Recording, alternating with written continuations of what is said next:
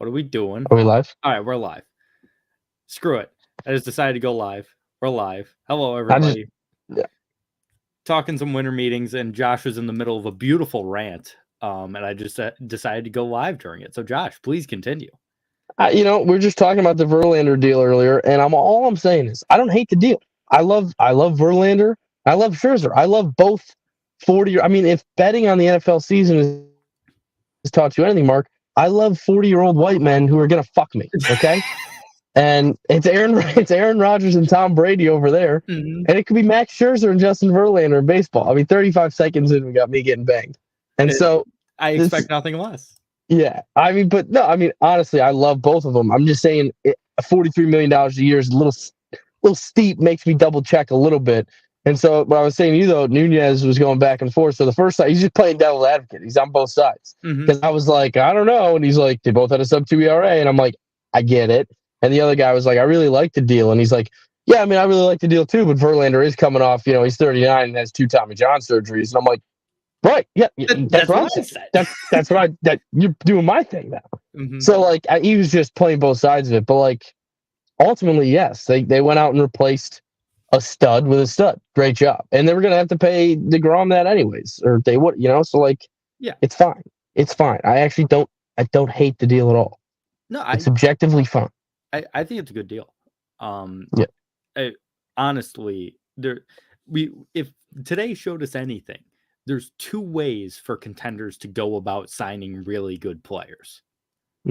There's $43 million a year for 2 years in the Justin Verlander deal. It was 2 years for $86 million. Or there's 11 years for $300 in the Trey Turner deal, which is more years, but you're paying less per year.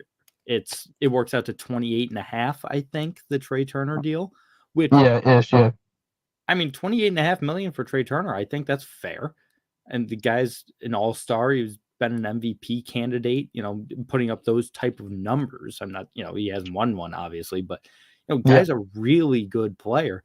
Less than $30 million a year nowadays for a shortstop seems like a bargain. I think with that deal, and I love Trey Turner. Trey Turner, one of the most underrated baseball names in baseball, in my mind. I mean, when they traded for him, well, not even his name, sorry, just players in general. But when Trey spelled Trea, it's Tria Strong. Right. Oh, sorry. I thought I just saw something about Aaron Judge and the Yankees, but nothing official. I did take that. But yeah, no. Trey Turner. I mean, when he got lumped into the Scherzer deal a couple years ago, I was just like, they just threw in Trey Turner for the hell of it. Like, is he worth anything? I'm like, this guy's a star. I was like, what is going on? They're trading him for bricks. I mean, Trey Turner's great. I think this contract, though, with just the type of player he is, I'm interested to see the production you get out of Trey Turner at 35. Just based on, part of what he does well is his speed and, his ability to get on base. And I just don't know if that's going to stick with him for 11 years.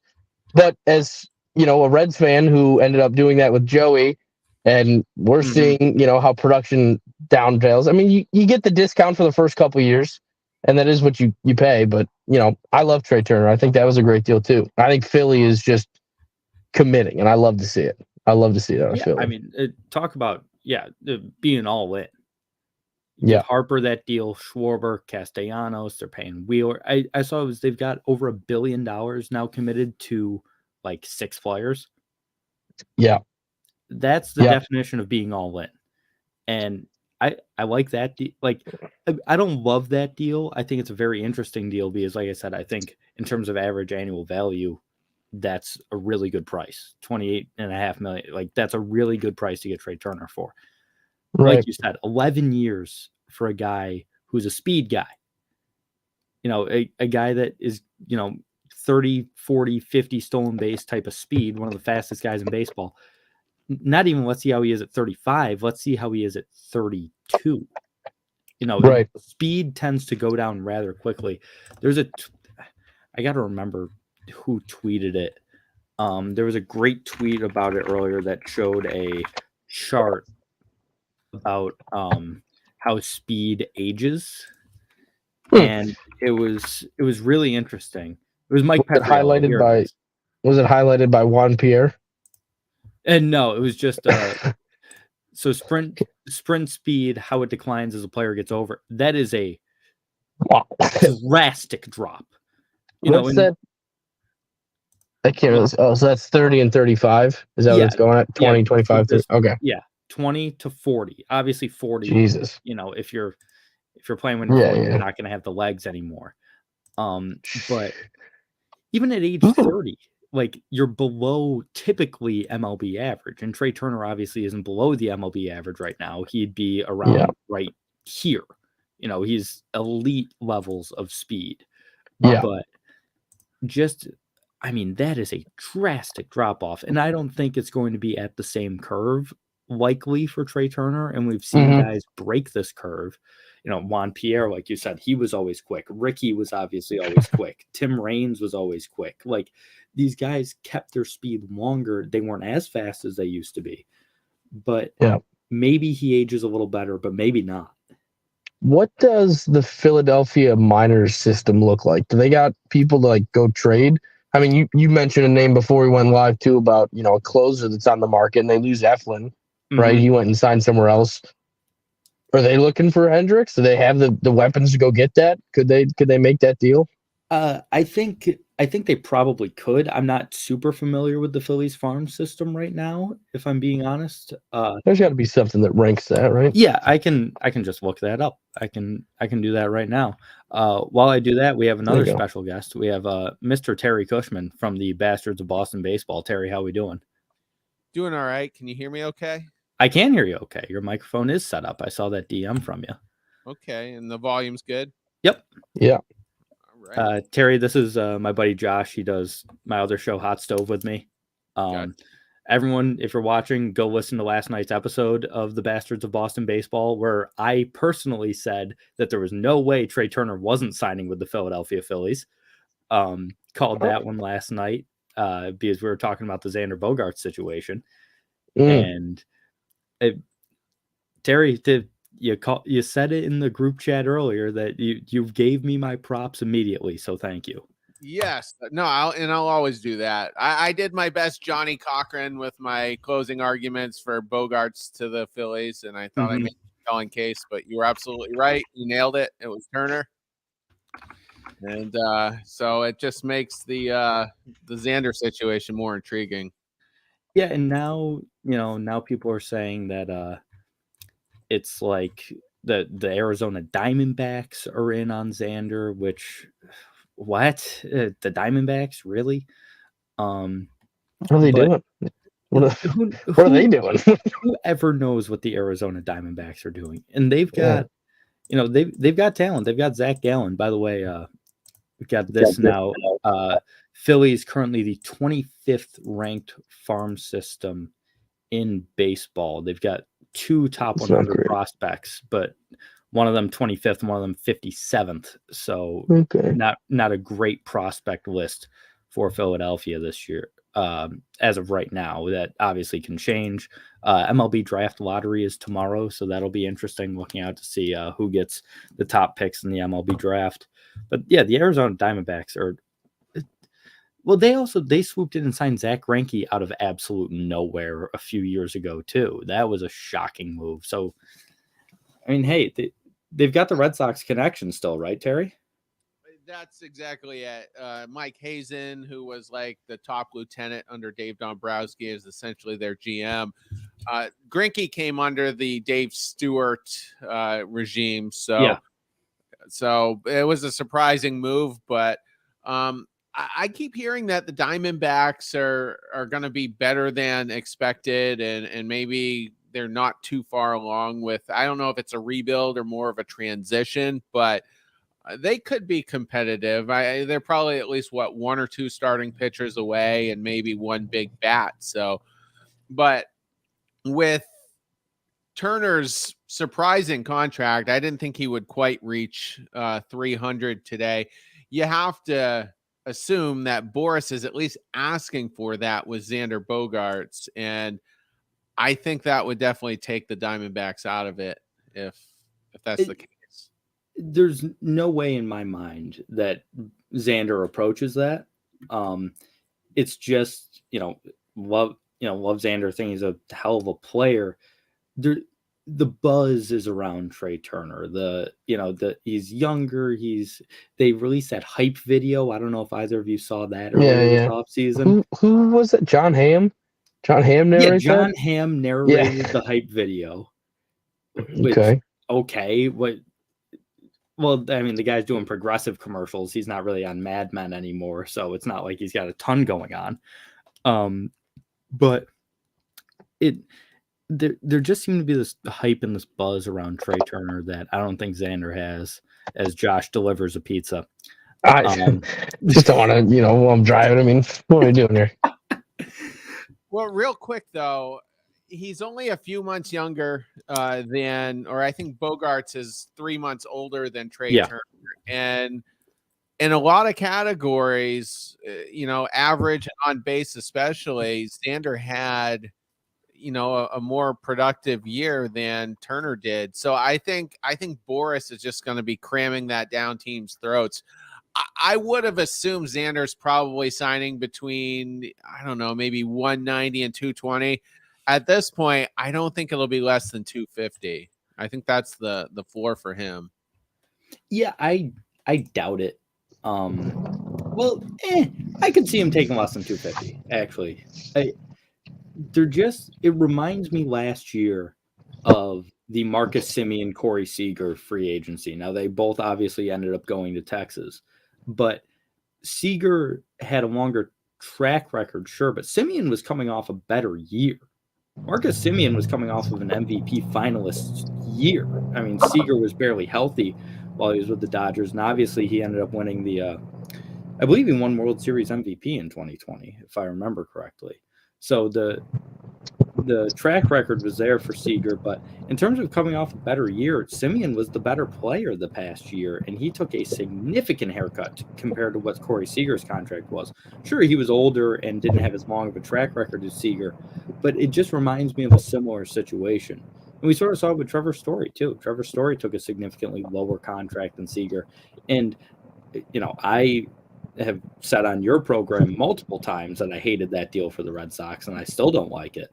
But the Trevor Story deal? Yeah, the Story deal.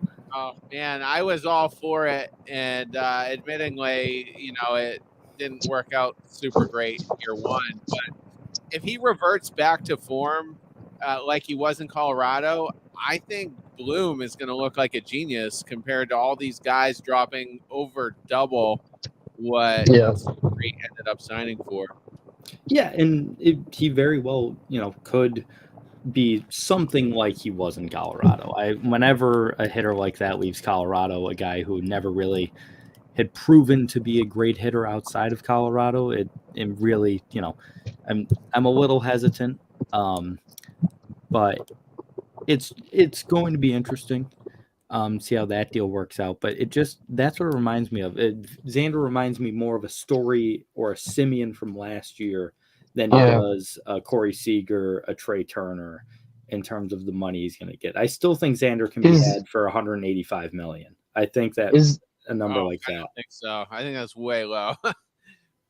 Is there a chance that he could take, like a Correa deal for like 2 years somewhere and try and cash out bigger after that type of contract? You don't see it with Xander. I don't know if I see it with Xander. I think Correa did that because he's pompous and thinks he's better than he is. He's kind of I'll show you. And then he had a fine year when he played. He had 22 home runs and 85 RBIs or whatever. It's not like he hit 380. He had a fine year on that deal, but I don't think Xander would do that personally. And it's not like I fucking know the guy, but just based on what I've seen from him, following him for as long as I have, I don't see it. Sure. I think if Xander could be had for 185, the Red Sox would have an offer in that neighborhood already. But per reports yesterday, they haven't fielded a competitive offer. But we don't know what the other offer, like they might not have fielded a competitive offer yet. We don't know what he's been offered. I don't think he has been, is the thing. I think they're simply hoping his market will come down to a range that they can start to negotiate in, but I think he's looking for a deal that's just off the charts right now. And let's say he signs for somewhere between 200 to 250. Do you think the Red Sox are going to pay over $500 million for Devers and Bogarts? It's a tough stretch for me. They should. they really That's should. Different. Yeah. Will they? I don't know. Should they? I think they absolutely should. I don't think so. We could be. I'm not having a great week with predictions. A great start anyway, but we'll see. I think Boris is really, really asking for a lot for him. Well, yeah, as he will, because he's Scott Boras, and that's what Scott Boras does. I don't know what it is exactly. I don't know if he holds a gun to their head like the Atlanta Braves do with every contract they sign. He always finds a way to get the money because he's Scott Boras, but he'll get a sizable deal. But I really don't think we'll see it approaching the Trey Turner number. I just really don't, because I don't think people view Xander in the same light as Trey Turner, right or wrong. I'm not saying if it's correct or not, because Xander's a hell of a hitter and has been for a long time. So is Trey Turner, but he just doesn't have that view. And maybe it's because he's never really been the guy. In Boston, it was first he was with Poppy and Pedroia, and then it was JD was hitting 40 home runs, and then Devers came up and is this wonderkind, and he's never been the guy in Boston. He's never really been looked at that way. With Bryce Harper in Washington, though, is Trey Turner really ever been the guy? Well, I mean, certainly wasn't as a Dodger, right? I mean, the talent on that team. You're right, and he was with Soto as well, so maybe not. It's just there's something about Trey Turner. You know what it is? He gets the national media attention. He gets the wider media attention, and for something as stupid as this, the guy slides really cool. Have you seen the man slide? He's tremendous. And it sounds stupid, but those videos always go viral and people know who Trey Turner is, and it's because that's the guy who does the cool slide. He's flashier for He's sure. flashy. Xander's never been a flashy sort of player. He's been, all right, I'm going to show up, I'm going to hit 310, I'm going to hit my 20 home runs, I'm going to drive in my 90 runs and just call it a day. And then you got Trey Turner with the speed factor. No one steals bases anymore. The only guy who does is Trey Turner. And he didn't even do that last year. But just prior to that, I think he stole 49 bases one year. And people love guys that steal bases because it never happens anymore. So people think about that. There's just more things pushing the narrative for Trey Turner than I think there are for Xander Bogaerts. Well, I think if you look at the market right now, and, I'm including pitchers, so you can kind of say apples and oranges to some degree. But DeGrom, Verlander, Turner, they've all been overpaid. Like, the teams have paid a premium for these guys. I've said it once. I've said it a million times. That's just how the free agent market in sports works, man. I mean, look at football. The highest paid quarterback is the next one to hit free agency. Right, but I'm just making that as a case for Xander being potentially overpaid. Yeah, he could be. It certainly could be, and it wouldn't really surprise me or surprise anyone, I don't think. But I don't know. We'll see. I don't think he'll be the next shortstop to sign. What about Aaron Judge? Does he sign this week? I think so. You think so? Okay. What's your prediction, Mark? Where's he going? Mine is San Francisco. And I saw a tweet earlier. I will find this because it was almost uncanny, the similarities. There it is. Josh, who you picking? I don't know. Part of my gut just feels like Yankee fans are so addicted to big names, and their culture there just breeds it. Is that they really will just pay the guy an insane amount of money that they already don't have. I tend to think Yankees.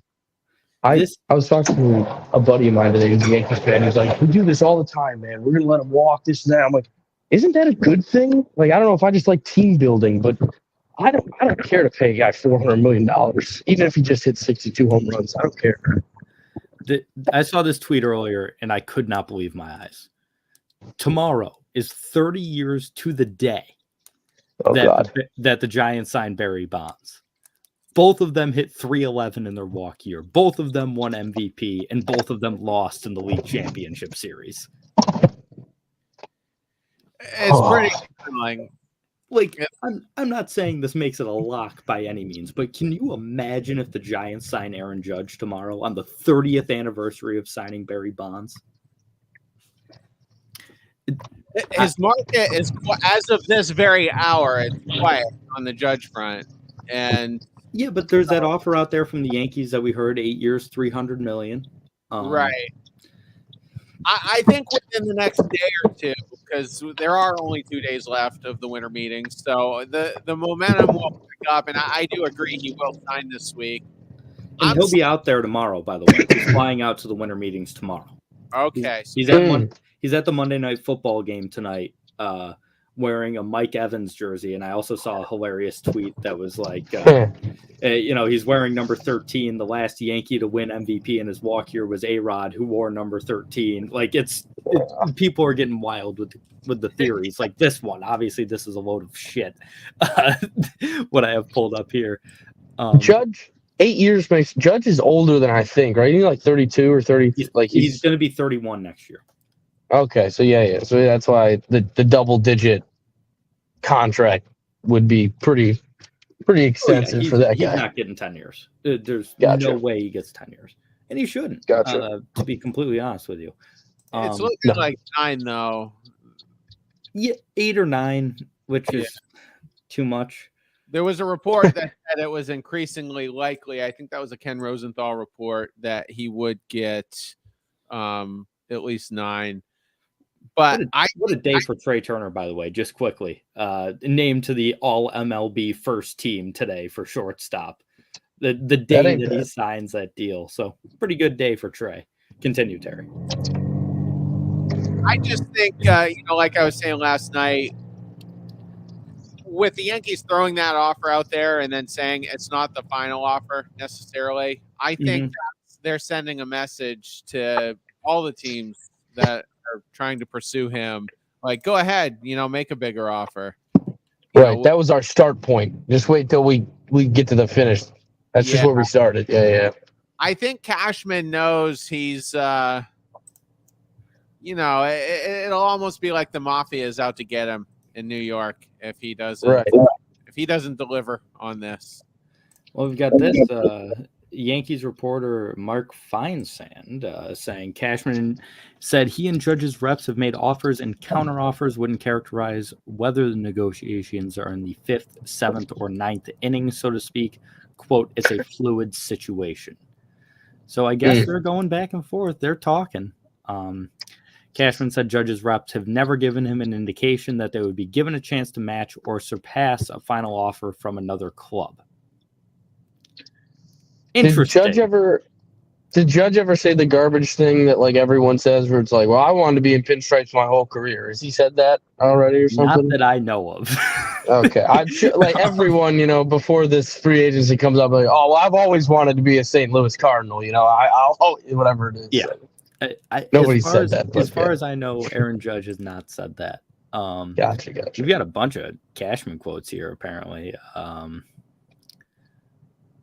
Cashman, we would love to land the plane favorably, but we're not flying the plane, which makes sense. This is the one I wanted to bring up. White Sox closer Liam Hendriks' name has come up in trade talks with other clubs. Per source, Hendriks has a limited no-trade clause that allows him to veto a deal to 5 clubs. Do we know what clubs those are? All right, he doesn't say in that, so I will look that up. Terry, Tristan Cassis for Liam Hendriks straight up. What do you think? No. I really want Liam Hendriks. I think this would be the deal the Red Sox could make that would finally make me feel a little better about this team. He's got the right personality for Boston, so I don't I wouldn't necessarily hate pursuing him.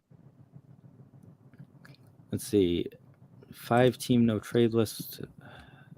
Even Spot Track doesn't have the what teams he can't be traded to. Someone tell me what teams he can't be traded to and why. And please, for the love of God, I hope the Red Sox aren't one of them. Maybe it's just he gets 5 vetoes. No, veto to 5 clubs means there's a list of 5 teams. Oh, okay, I see what you're saying. I get to say no 5 times before they get to pull the trigger on me. Yeah, that's. Yankees, no. Red Sox, no. Yankees again, yeah. Still no. So that's interesting. There's a lot of rumors, swirling around there. Also, just in general in this new 8. Here it is. Oh, you got the list? Well, it's different than you think. So Liam Hendricks has a no trade provision through the 1st October of his deal. And then it says for the year after that through October. Oh, maybe it's passed. Oh, okay. No, okay. Yeah, he had a full no trade clause that has gone down to 5 teams. So at some point before October of this year, he had to submit a list of 10 teams that he could be traded to without his consent. Okay. So those would be his desirable teams that he wants. So whether that list has been made public since then, I'm not sure. Gotcha. Which that makes sense. That some guys structure their deals that way. It's there's a lot of rumors going around. What I will say is, if you're like me and constantly scouring Twitter for baseball rumors, make sure to check the old verification check next to the account. Hit the little button, make sure it's like an actual reporter. I've seen a few people got recently on verified accounts that weren't actual reporters. So just be vigilant. That's why, Mark Feinsand, Jeff Passan, Ken Rosenthal, I'll go for the big ones. If John Heyman says anything, take it with a grain of salt. If Bob Nightingale says it, it's the opposite of what he actually said. It also helps if you just have the push notifications, because then they show up and there's no mistaking it, because you're not subscribed to the fake account. I have had Jeff Passan notifications on for quite a while. It always friend of the Hot Stove podcast, Jeff Passan, Nunez, or Buddy Nunez, interviewed him a little while ago. Friend of the show, and by that I mean we really should reach out to him and see if he wants to do a baseball trivia battle against me, Josh. Oh my God, that'd be insane. He might do it. He's a fun guy. Yeah, he's a fun loving guy.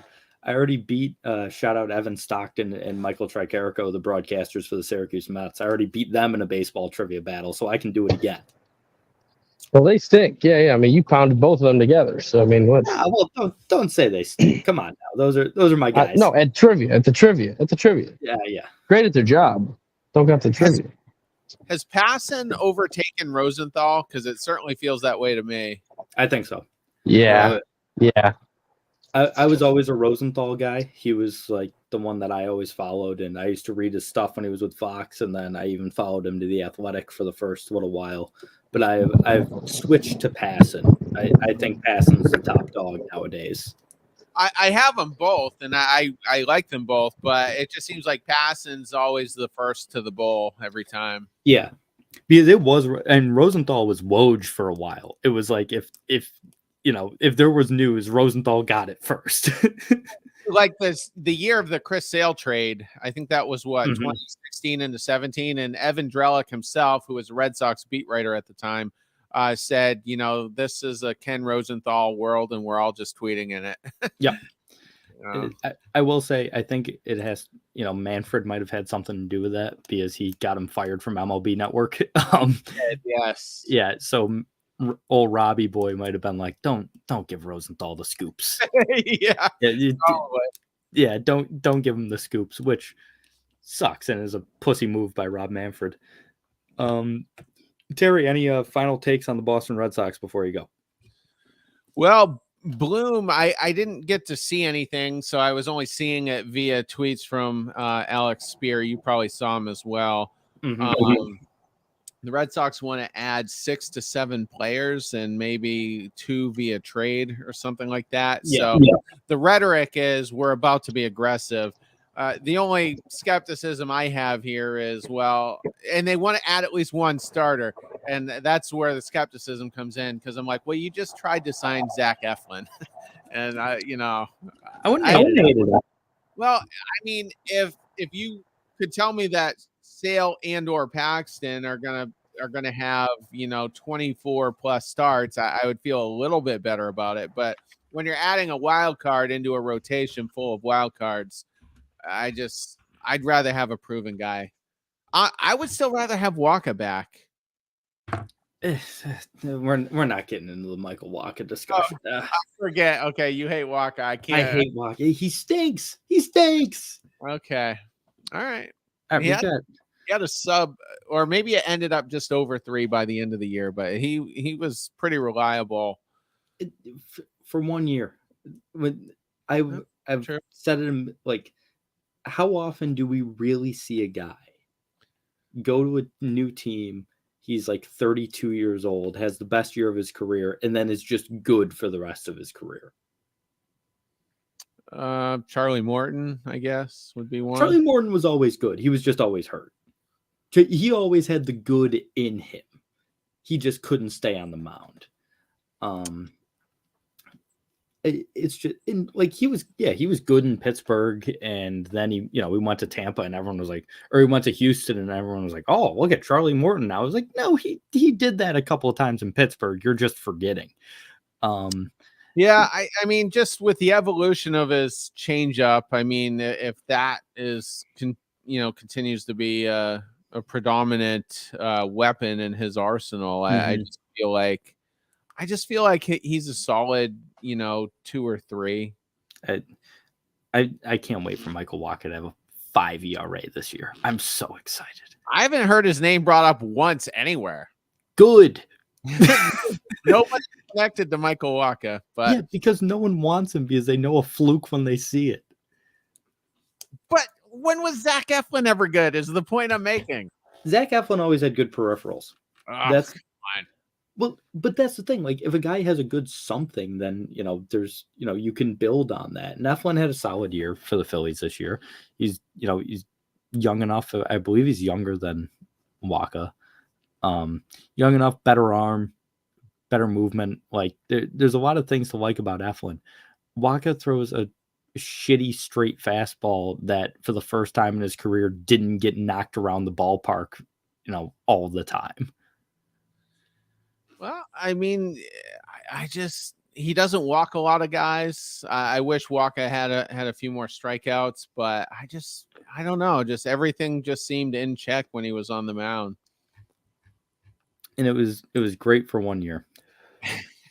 I mean, Rick Porcello won a Cy Young too, right? Exactly. Oh, he retired today. Congrats to Rick Porcello on a great career. He did. We do a lot of shitting on Rick Porcello. I wasn't a fan. But listen, to stick around in the majors as long as he did win a very fraudulent Cy Young award. Should have finished third in that race, but very, very good career, long career. People, he was like 21 when he came up with the Tigers and a top, hot shot prospect. So congratulations to Rick Porcello. Really good career. I tweeted earlier, 40-year-old Justin Verlander is getting reunited with 38-year-old Max Scherzer. Mm-hmm. And the other former Tiger, Rick Porcello, is all done at 33.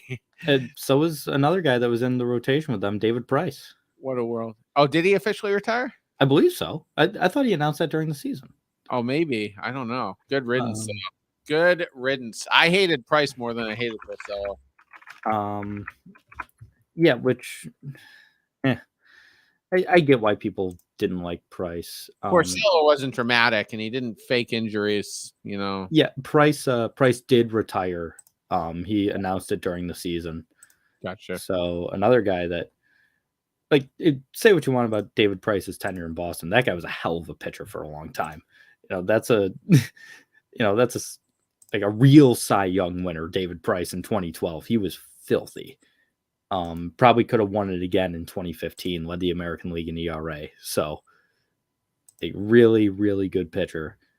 There are a few guys, got Pujols gone now and Yachty gone now, and Miguel Cabrera is going to be gone after this year. Adam Wainwright, who everyone thought was retiring, just decided not to. That was wild. I wonder if he'll get a divorce. Like Brady. Well, I think one more year. I hope Adam Wainwright's marriage wasn't in jeopardy due to his playing one more year. What the hell happened to Josh? He's going right to the broadcast booth, though. You think Wainwright? Well, yeah. I mean, just last year he got eliminated from the playoffs, and then instantly he's on one of the playoff crews right away. I don't know if it was TBS or Fox. He's got a good personality. I'll certainly listen to Wainwright if he gets into the booth. Big fan of his. And it happens every year. I can't wait for when Albert Pujols gets on the Hall of Fame ballot in a few years, because if he's not the second unanimous Hall of Famer, then I don't think we'll ever see another one. Pujols, you said? Yeah, Pujols. Yeah. I wouldn't hate that. I mean, that guy is just as good as they get. And, one of, if not the best first baseman of all time, all that stuff. Well, Terry, I want to thank you for joining. It's been a pleasure, my friend. I'm sure I'll be back on the Bastards at some point rather soon. Maybe tomorrow night. Who knows? Next night, whenever we've got Hot Stove tomorrow night, so not tomorrow. I'm not going to want to do 2 podcasts. I've done the back-to-back before, and it just drains me. It is, especially if you're rehashing a lot. Yeah. But thank you for joining. Make sure to listen to the Bastards of Boston Baseball. Follow them on Twitter. I believe you follow everybody back on Twitter that follows you, correct? Anybody who follows us gets a follow back, even our haters. So follow him on Twitter. Listen to me be right about Trey Turner. I'm going to be quoting about that the rest of the offseason. If Judge signs with the Giants, then I'm just going to be the most insufferable person on the planet. You're fired if that happens. Yep. Just kidding. Right. Yeah, thanks, Terry. Talk to you soon. All right. So that was Terry Cushman, Bastards of Boston Baseball. Like I said, follow him on Twitter. Listen to the podcast, Apple Podcasts, Spotify, wherever podcasts are found. We lost Josh. I'm going to see if I can get anyone else in here. I'm going to send this little link to some people and get some more guests in here because it'll be fun.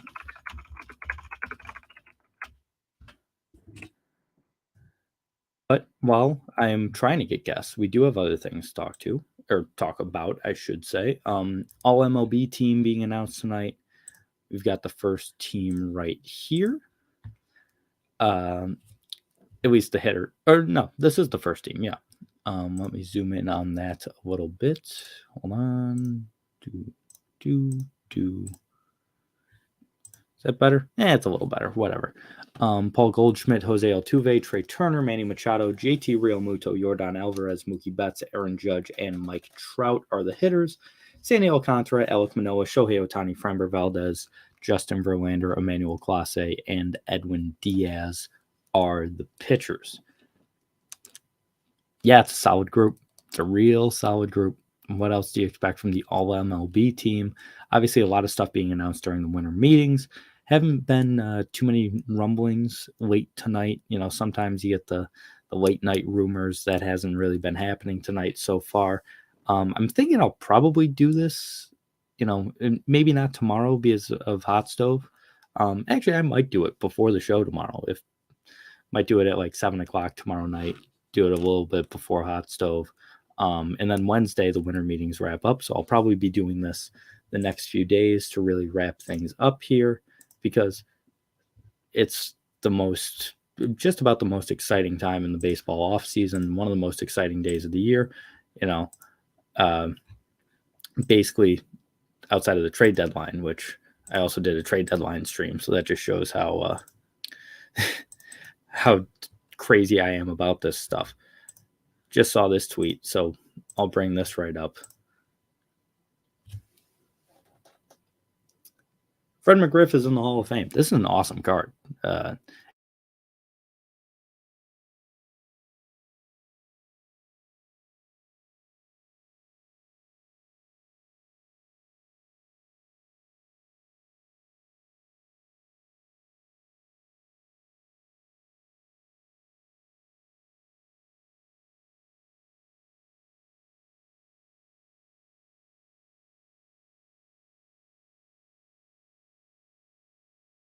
Are we live?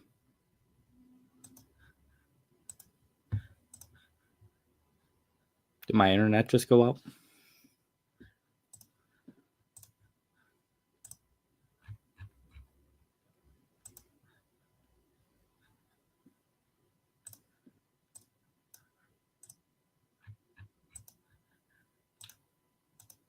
Apparently you can still hear me.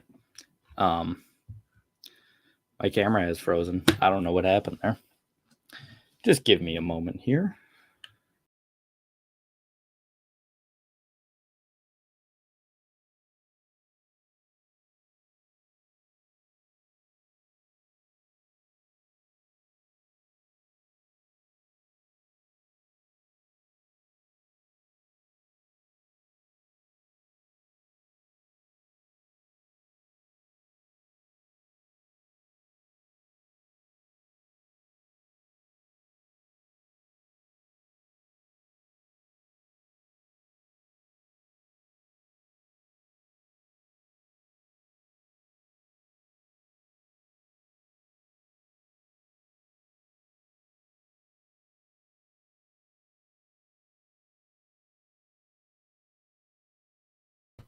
All right, camera's back. We are back. Jesus Christ, that was an absolute shit show.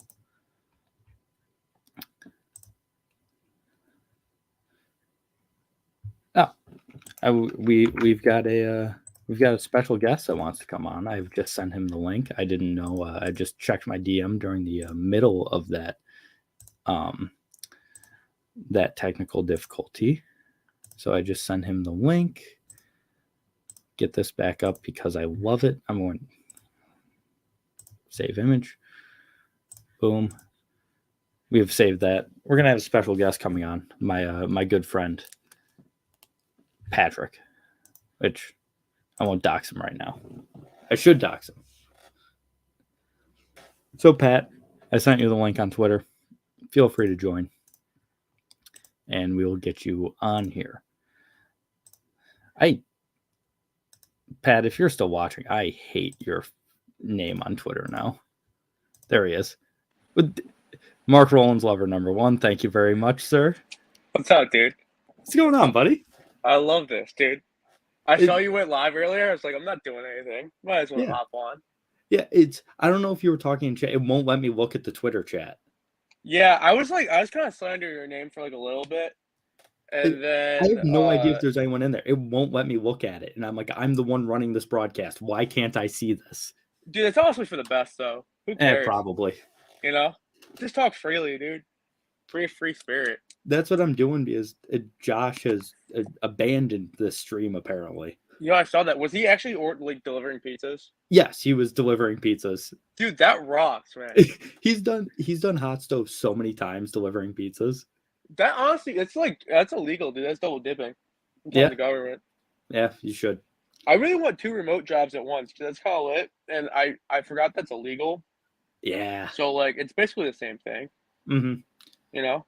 So you said you had a list of topics you wanted to talk to me about. Dude, all right. So when you guys talk about Aaron Judge, I think you're both out of your mind. You and the Red Sox guy. I forgot what his name is. Terry. But before that, you're more out of your mind about Trey Turner. And let me tell you why. Okay. honestly love that Trey Turner deal, and only because you're talking about like, I think what you're talking about is like the deal Trey Turner got compared to like what Xander's gonna get. Mhm. And like, I feel like the only reason you give a player like Trey Turner like that amount of money at that many years is because you think he's like the piece, like you think that's the piece that's gonna put you over the top. And you and I have had this conversation before where anything you do does not matter if you win a World Series or a championship in any capacity. Absolutely. Whatever you do, it's worth it. It's like if you have to if the Yankees have to take on 10 years of Aaron Judge, which we'll get to, but they get a World Series out of it. I mean, dude, is anybody going to complain? No, no You one know in what the I world. mean? So I feel like the Phillies thought that Trey Turner is going to be that guy that puts him over the top. And if you think about the market for Trey Turner versus the market for like someone like Xander's never going to be the cornerstone of your team. It's just you're not a guy you can build around.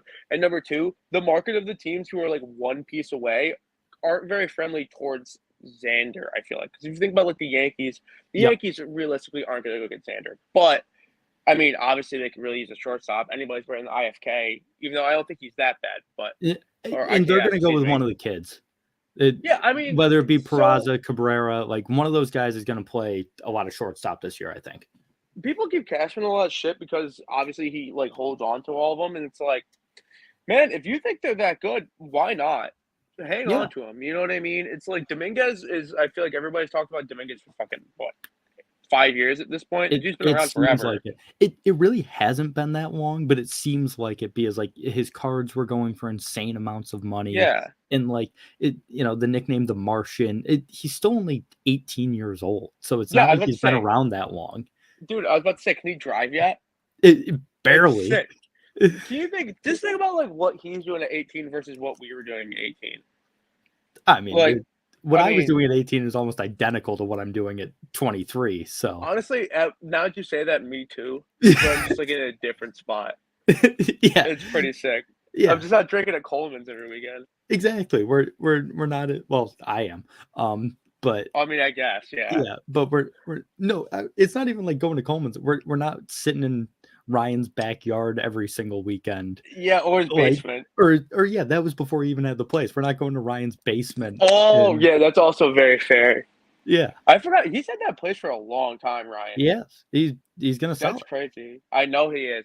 He was well, they're gonna sell it, not him. Obviously, he's not in charge of that. I think I don't know what's gonna happen with that, but he was telling me that they're looking at houses over near like where my parents live right now. So that's pretty sick. Yeah, they were looking at a couple on my street, and I was like, please buy one on my street. That would be amazing. Dude, there are such Strathmore people.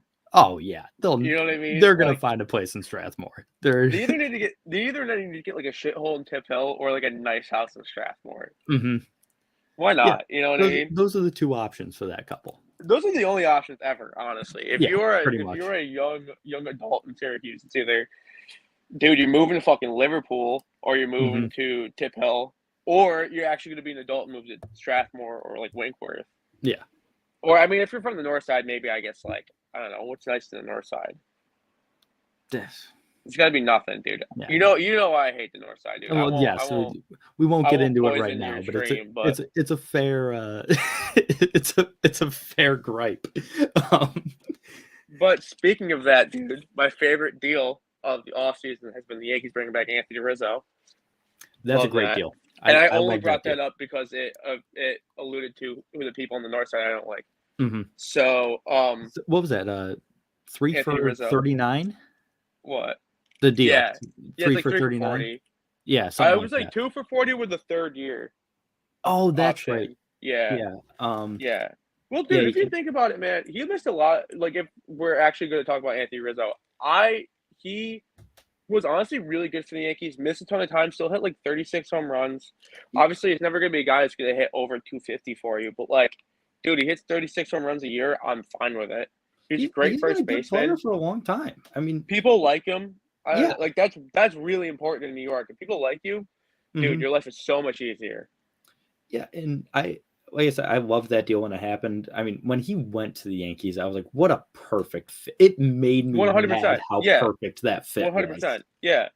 That was a great deal. And, he's always been a guy that seems underpaid too. He's never really gotten the bag that he deserved. Yeah, dude, it goes back to the Trey Turner, Xander Bogaerts thing where it's like Anthony Rizzo isn't ever going to be the guy for you. You know what I mean? Even though, like, maybe at one point in his career he might have been able to be that guy for you. I don't think so. But and he's just like he's not that guy. He's great, don't get me wrong, but he's not going to be that guy that puts you over the top either. Yeah. So it's like he's never gotten that big bag. But it's like realistically, there's only like maybe 5 guys who can get that bag, and Trey Turner was like the bottom of it, but he was still there. No, what's Xander doesn't fit. Yeah, and I agree. I don't think Xander like would be that guy. That's sort of the point I was making. He's never been that guy for the Red Sox. I mean, they always had someone better than him. And that's why I don't think he will be that guy. Like I said, like 185 million, like I think is a really good number for him around the Marcus Semien deal. Yeah. Like that's what I see him getting. But about Trey Turner, he doesn't have to be that guy. They have Bryce Harper. But that's the thing. It's like they think that's the piece that puts them over the top. He very well could be. Bryson Stott looked good at times last year, but is he really the starting shortstop on a World Series winning team? No, and I'm curious, and like you're talking about whether or not the Phillies have the pieces, like go get other people now, like what the farm's looking like. It's like why not trade him at this point? Who cares? Yeah. You got your shortstop for at least the next 5 years. You know. Yeah, it's it's just surplus. Get something for him. 100%. And there's got to be somebody in the market for a young shortstop like that. He was good last year. He played on a World Series team. You know, you could do a lot worse than that kid. Oh yeah, I mean the shortstop market this year too. Like you've got the big guys, and then it's like Elvis Andrus. Like and dude, and to go off of that point too, I wrote this down as well. I just wrote down Dansby with a bunch of exclamation points. Dude, I wonder what type of deal Dansby gets after this too, because I don't know. There's a lot of people who could really use Dansby, but like, I don't know, man. He's just like not the guy. I really like Dansby. I do too. I really do. I wish he was that guy, but he's just not the guy, dude. It's really interesting. I saw I think the deal he was offered from the Braves was like 6 and 120. So like 20 million a year. I think the rule of thumb in baseball should be if the Braves offered you a contract, please go see other options. Yeah. Oh yeah. I mean, don't ever take the Braves first offer. Don't do it. What was the one they gave Acuna? It was like 8 for 100, and he was like, "Yeah, it was like like 5 for $20 million." It's nothing, dude. That was Ozzie Albies. They pay Ozzie Albies minimum wage. Dude, and Acuna's getting nothing too, comparatively. Yeah. And it's like they gave Michael Harris that like 9 years, 76 million. It's like, what are we? Come on. Yeah, what are we doing, dude? Yeah, see, I'm looking at Dansby's numbers for real right now, and he's had 2 good offensive years, and it's the last 2 years. He has had 2 good offensive years, and he's fine defensively. Yeah, I don't know, man. He stayed healthy though. I mean, you got to give him that. Yeah, and there's something to. Dansby's always been like a weird enigma. Yeah. He was drafted first out of Vanderbilt. Yeah, he's a bandy guy. And then he immediately gets traded before playing a single game in the Diamondbacks organization. Right, yeah. It's like, that's the number 1 pick. Why would you do it? And granted, they traded him for like the number 4 pick in Touki Toussaint, and that didn't really work out. No, he was traded with Touki Toussaint. To the Braves. Yeah, who was there was somebody else in that deal. That was a Shelby Miller. I think that was the show. No way, dude. There was someone in that deal that stunk. I'm looking it up right now. Well, probably Touki Toussaint. Well, Touki Toussaint wasn't good. Oh, it was Shelby Miller. Look at you. Yeah, so guess who else was in that deal, by the way? Sorry, I didn't mean to cut you off. Was it a prospect at the time or like an actual player? I don't know. He's a name. Like a real name? I don't know if he was a prospect at the time. Yeah, he might have been a prospect at the time. I don't know. I don't remember the other piece of that deal. Ender Inciarte. Yes, Ender Inciarte. Yeah. Syracuse met in 2022. That's why I was hoping you know his name. Yep. Yeah. Okay. What a wild deal that was. Holy shit. I know, ridiculous. But again, I don't think Dansby's. I think the Yankees could really use Dansby. I think he'd be a great fit there. But he would never Yeah, shave his beard and cut his hair. That's the thing. It's like, at what cost? You know what I mean? Yeah. While you were talking earlier, I looked down at my thing and I forgot I named myself Mark Rowland still for Mhm. number 1. Very funny. Okay. I don't know. What time are you trying to stop this? Do you have like a time? I don't know. I'm just going there. All right, word. I didn't know if I was taking up all your time. No. Okay, Judge. Here's the deal about Judge. Judge is staying in New York because it just does not make any sense for him to leave New York. Do you really think that the Yankees are going to get outbid for Aaron Judge? There's no way. 9 times out of 10, I would say yes.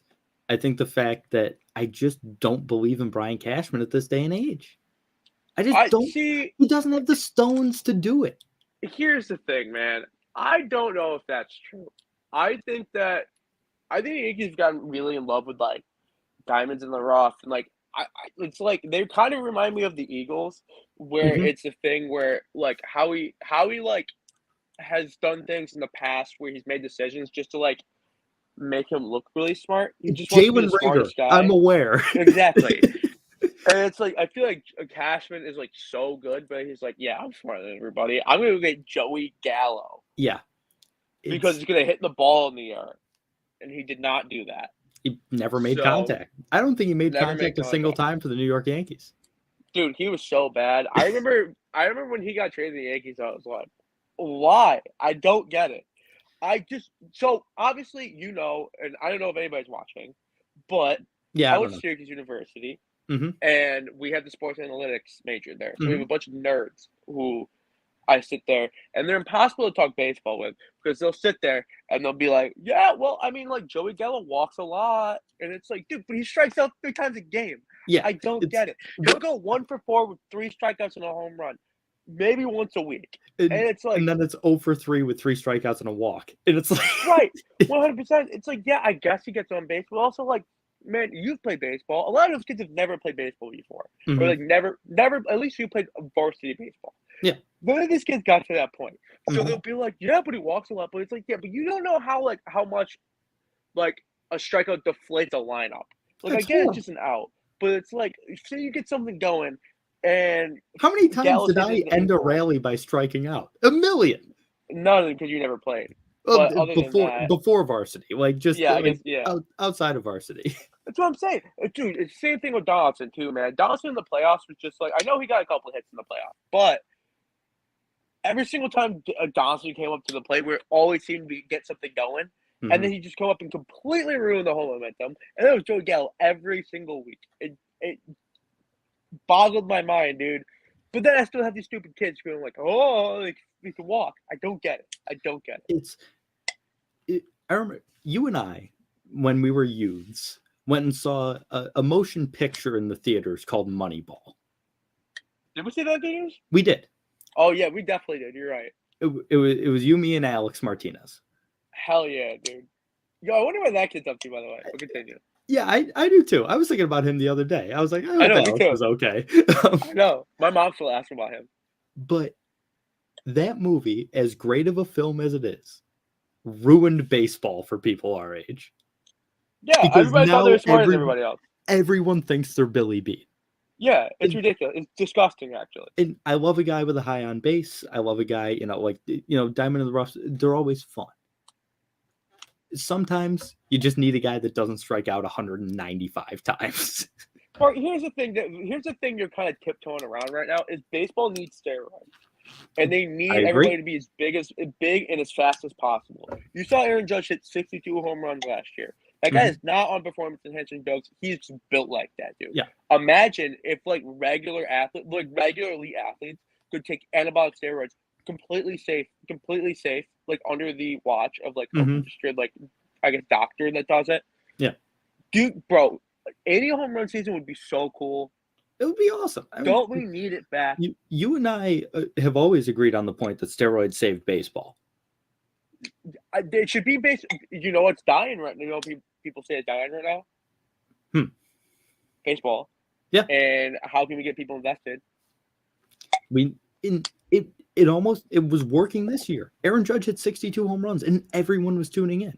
That's what I'm saying. Because like Bro, Baseball needs to be saved again. Bring back steroids. Put Bonds in the Hall of Fame. We haven't really talked much about Fred McGriff, but congrats to Fred McGriff. Awesome to see him finally get in the Hall of Fame. Guy falls 7 home runs shy, has the same amount of home runs as Lou Gehrig, and people like just didn't put him in the Hall of Fame. I'll never understand it. I didn't know that. Yeah, same amount of home runs as Lou Gehrig, and it took him 15 years, fell off the writer's ballot, and then he had to wait for a committee to put him in. We can get back to the steroids conversation, but how do you feel about Curt Schilling? There's never been anyone who's talked himself out of a Hall of Fame before Curt Schilling. Oh, dude, it's so funny. Yo, he is baseball Kanye. Yes, he is. He's baseball Kanye. He's listen, Curt Schilling is a Red Sox legend, a man who is a Hall of Fame pitcher, and one of the biggest assholes on the face of the earth. Now, I've always said Hall of Fame should not be about that. Hall of Fame should be about what you did on the field. Ty Cobb actively tried to murder people on the field. Like, there's a lot of bad guys. Tom Yawkey's in the Hall of Fame, noted racist. One of the most racist men.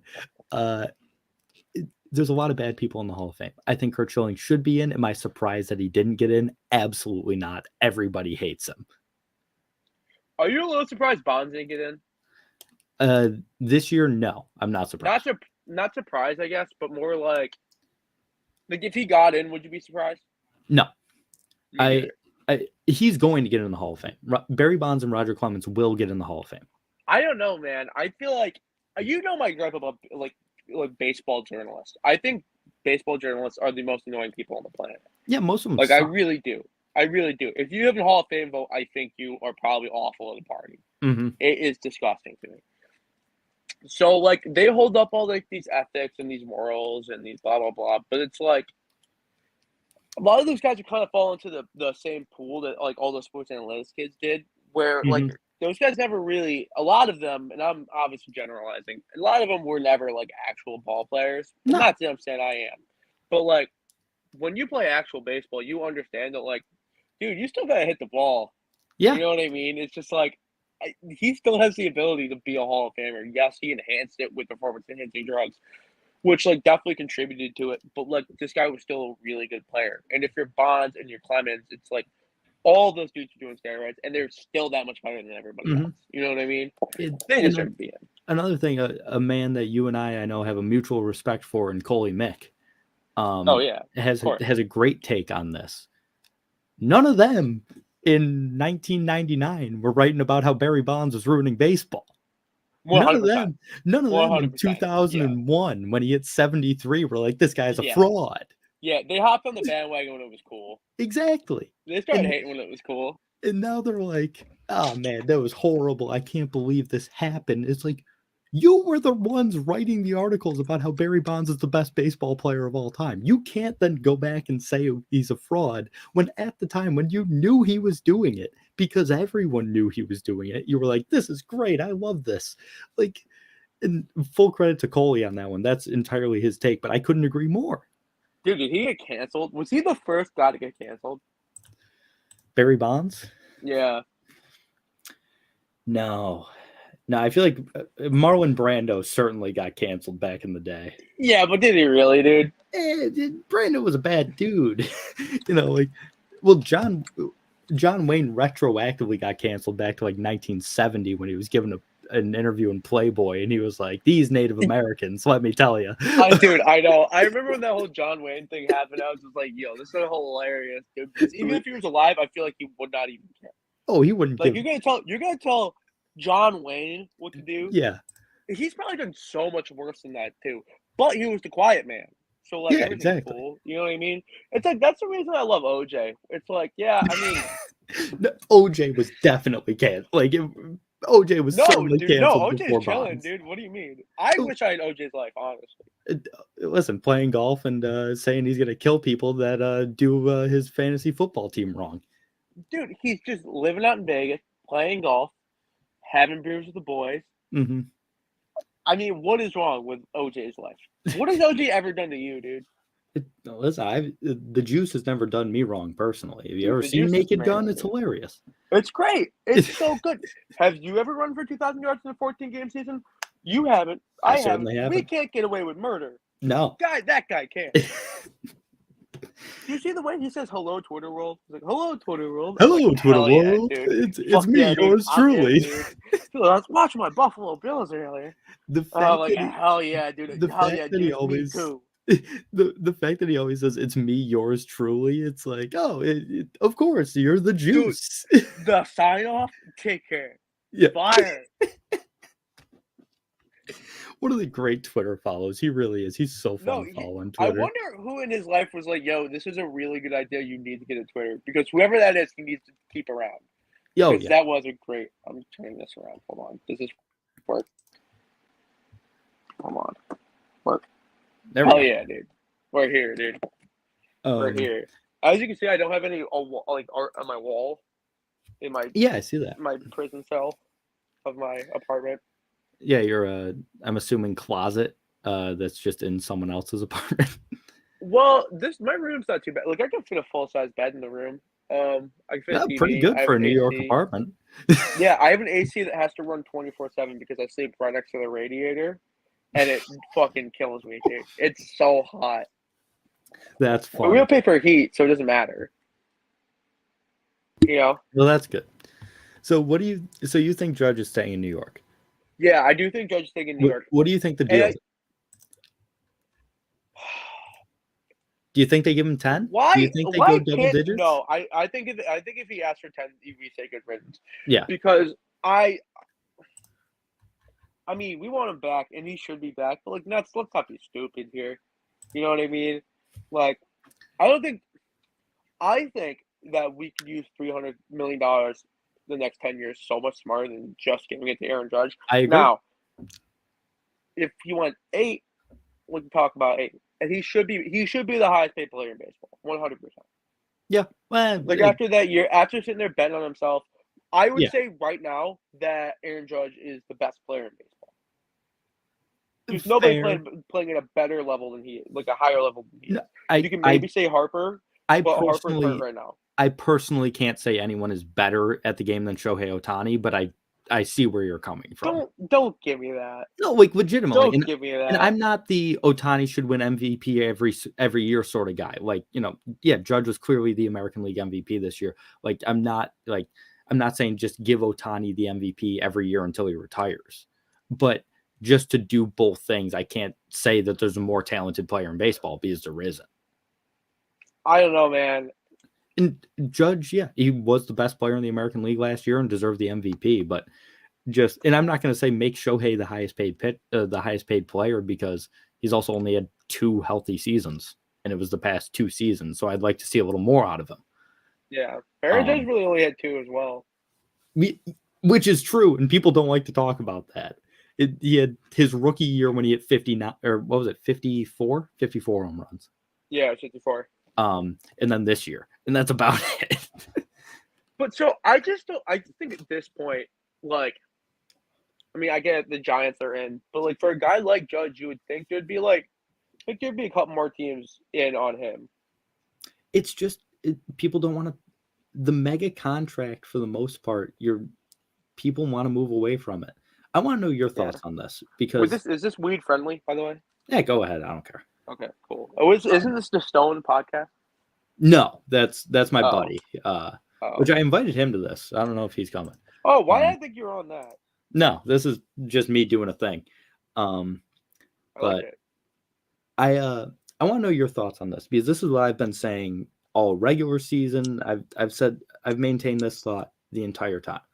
If I'm a major league GM, I'm calling Aaron Judge and saying, how about 4 years, $200 million? I'll give you $50 million a year for 4 years.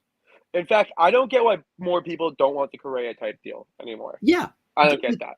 Why not? Why every GM doesn't try to do that.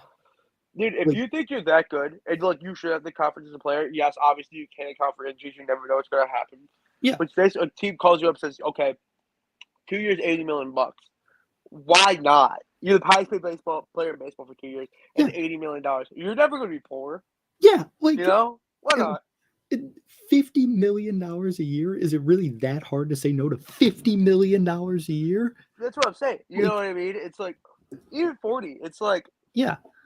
It's wild. I will say, I think the Mets, we can get into this too in a second, but yeah, no, I do think more players and more GMs should be open to basically the highest paid player in baseball for like 2 years deal. Mm-hmm. And why not? You brought them up. The Mets are doing it right. They did it with Scherzer and Verlander. They're a little old, obviously. Yeah, I'm talking more like, dude, I'm talking Trey Turner. I'm talking like, obviously, like, you think if Ohtani hits the open market, I feel like somebody's like, yo, 2 years, 110. Yeah, I was gonna say not? I'll give him 60. I'll be like, I'll sign you for 2 years, $120 million. Please come not? here. You know what I mean? It's just like, it's because, you know, with a guy like him, you know, like, obviously, like, he does so much that, like, he's obviously at more of a risk for injury too. Which is like, I feel like you can't think like that, but also, like, you know what I mean? That's a major investment. You know? So I don't know. I don't like that deal for pitchers. I've never liked that, especially pitchers who are over the age of 36 years old. I don't get it. Like, Justin Verlander is obviously an anomaly. He's so good at this age, but like, it's like LeBron. It's like, you're not going to be that good forever. Yeah, there's going to be a point. There's going to be a point. It's probably going to be within that contract at this point too. So it's like, you're really honestly paying all of that money for one good year of Justin Verlander. Not guaranteed, but almost sure thing. Yeah, Justin Verlander is going to be one of the 10, 15 or so best pitchers in baseball again this year. Like, there's very little doubt in my mind about that. They're not paid. That's not 10, 15 pitcher type money, though. Well, no, it's, you know, but just at a minimum. Like, you know, that's the floor, I think, this year for Verlander. The ceiling is obviously he just had a 1.75 ERA. Yeah. Like, the ceiling is Cy Young. On the flip side, I want to say I also hate the DeGrom deal. I think here's my feelings on Jacob DeGrom, dude. I don't know if we've had this conversation, but I do think Jacob DeGrom is a fraud. I think he's made of paper, and I hate him. When he's healthy, he's the best pitcher in baseball. No doubt. There's no argument against that. He's nasty. He's at most times unhittable. He's great. He is made of glass. He is absolutely made of glass. You see it. You saw more in Syracuse. You saw him in New York this year.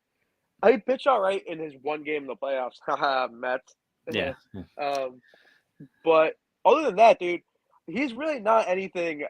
Like, he's just so hurt all the time. It's like, why would you sink all of that money into a guy that's like maybe going to give you 16 starts a year? You know what I mean? On average, it's like he might be healthy for a whole year, but he's not going to be healthy the whole contract. No way, dude. I tend to agree. I would have given DeGrom a Verlander deal. Right? Why not? That's more of a guy that makes sense for that. Yeah, like, I know he's 34, so he's also getting up there. And it's funny, Bruce Bochy was on MLB Network earlier, and I was watching, and he was like, "Listen, I know he hasn't been healthy. Here's the other thing. This guy's a converted shortstop. There's a lot of bullets left on that arm." I'm like, fair. There really isn't a lot of tread on the tires. You legitimately don't know that, though. You don't know what he threw like in high school. You don't know what he threw like in college. Yeah, you know what I mean? It's like he wasn't even a pitcher in college, though. He was a shortstop. I know. I feel like that on the flip side of that, though, maybe his arm isn't as strong as it could be then. Yeah, well, that could be it. And, you know, there's a few sides to it, but it's also interesting to think of, like, you know, maybe if he does just finally have a full rehab session, like full rehab length, and then gets healthy, who's to say he doesn't stay healthy and is just the best pitcher in baseball for 5 years? Dude, how much longer of a rehab period can he have? Hey, give him 2 years. You know, it just you can't pay all that money for 2 years. Yeah, I know. I don't know, dude. I hate that deal for DeGrom. I also hate the Scherzer deal. I hate all of them. The Scherzer deal, I think, is interesting because that's a guy with a lot of tread on the tires. That's a guy who threw a lot of innings. Like, also, fantastic player, but like he did not look. He was good this year, but like he was not.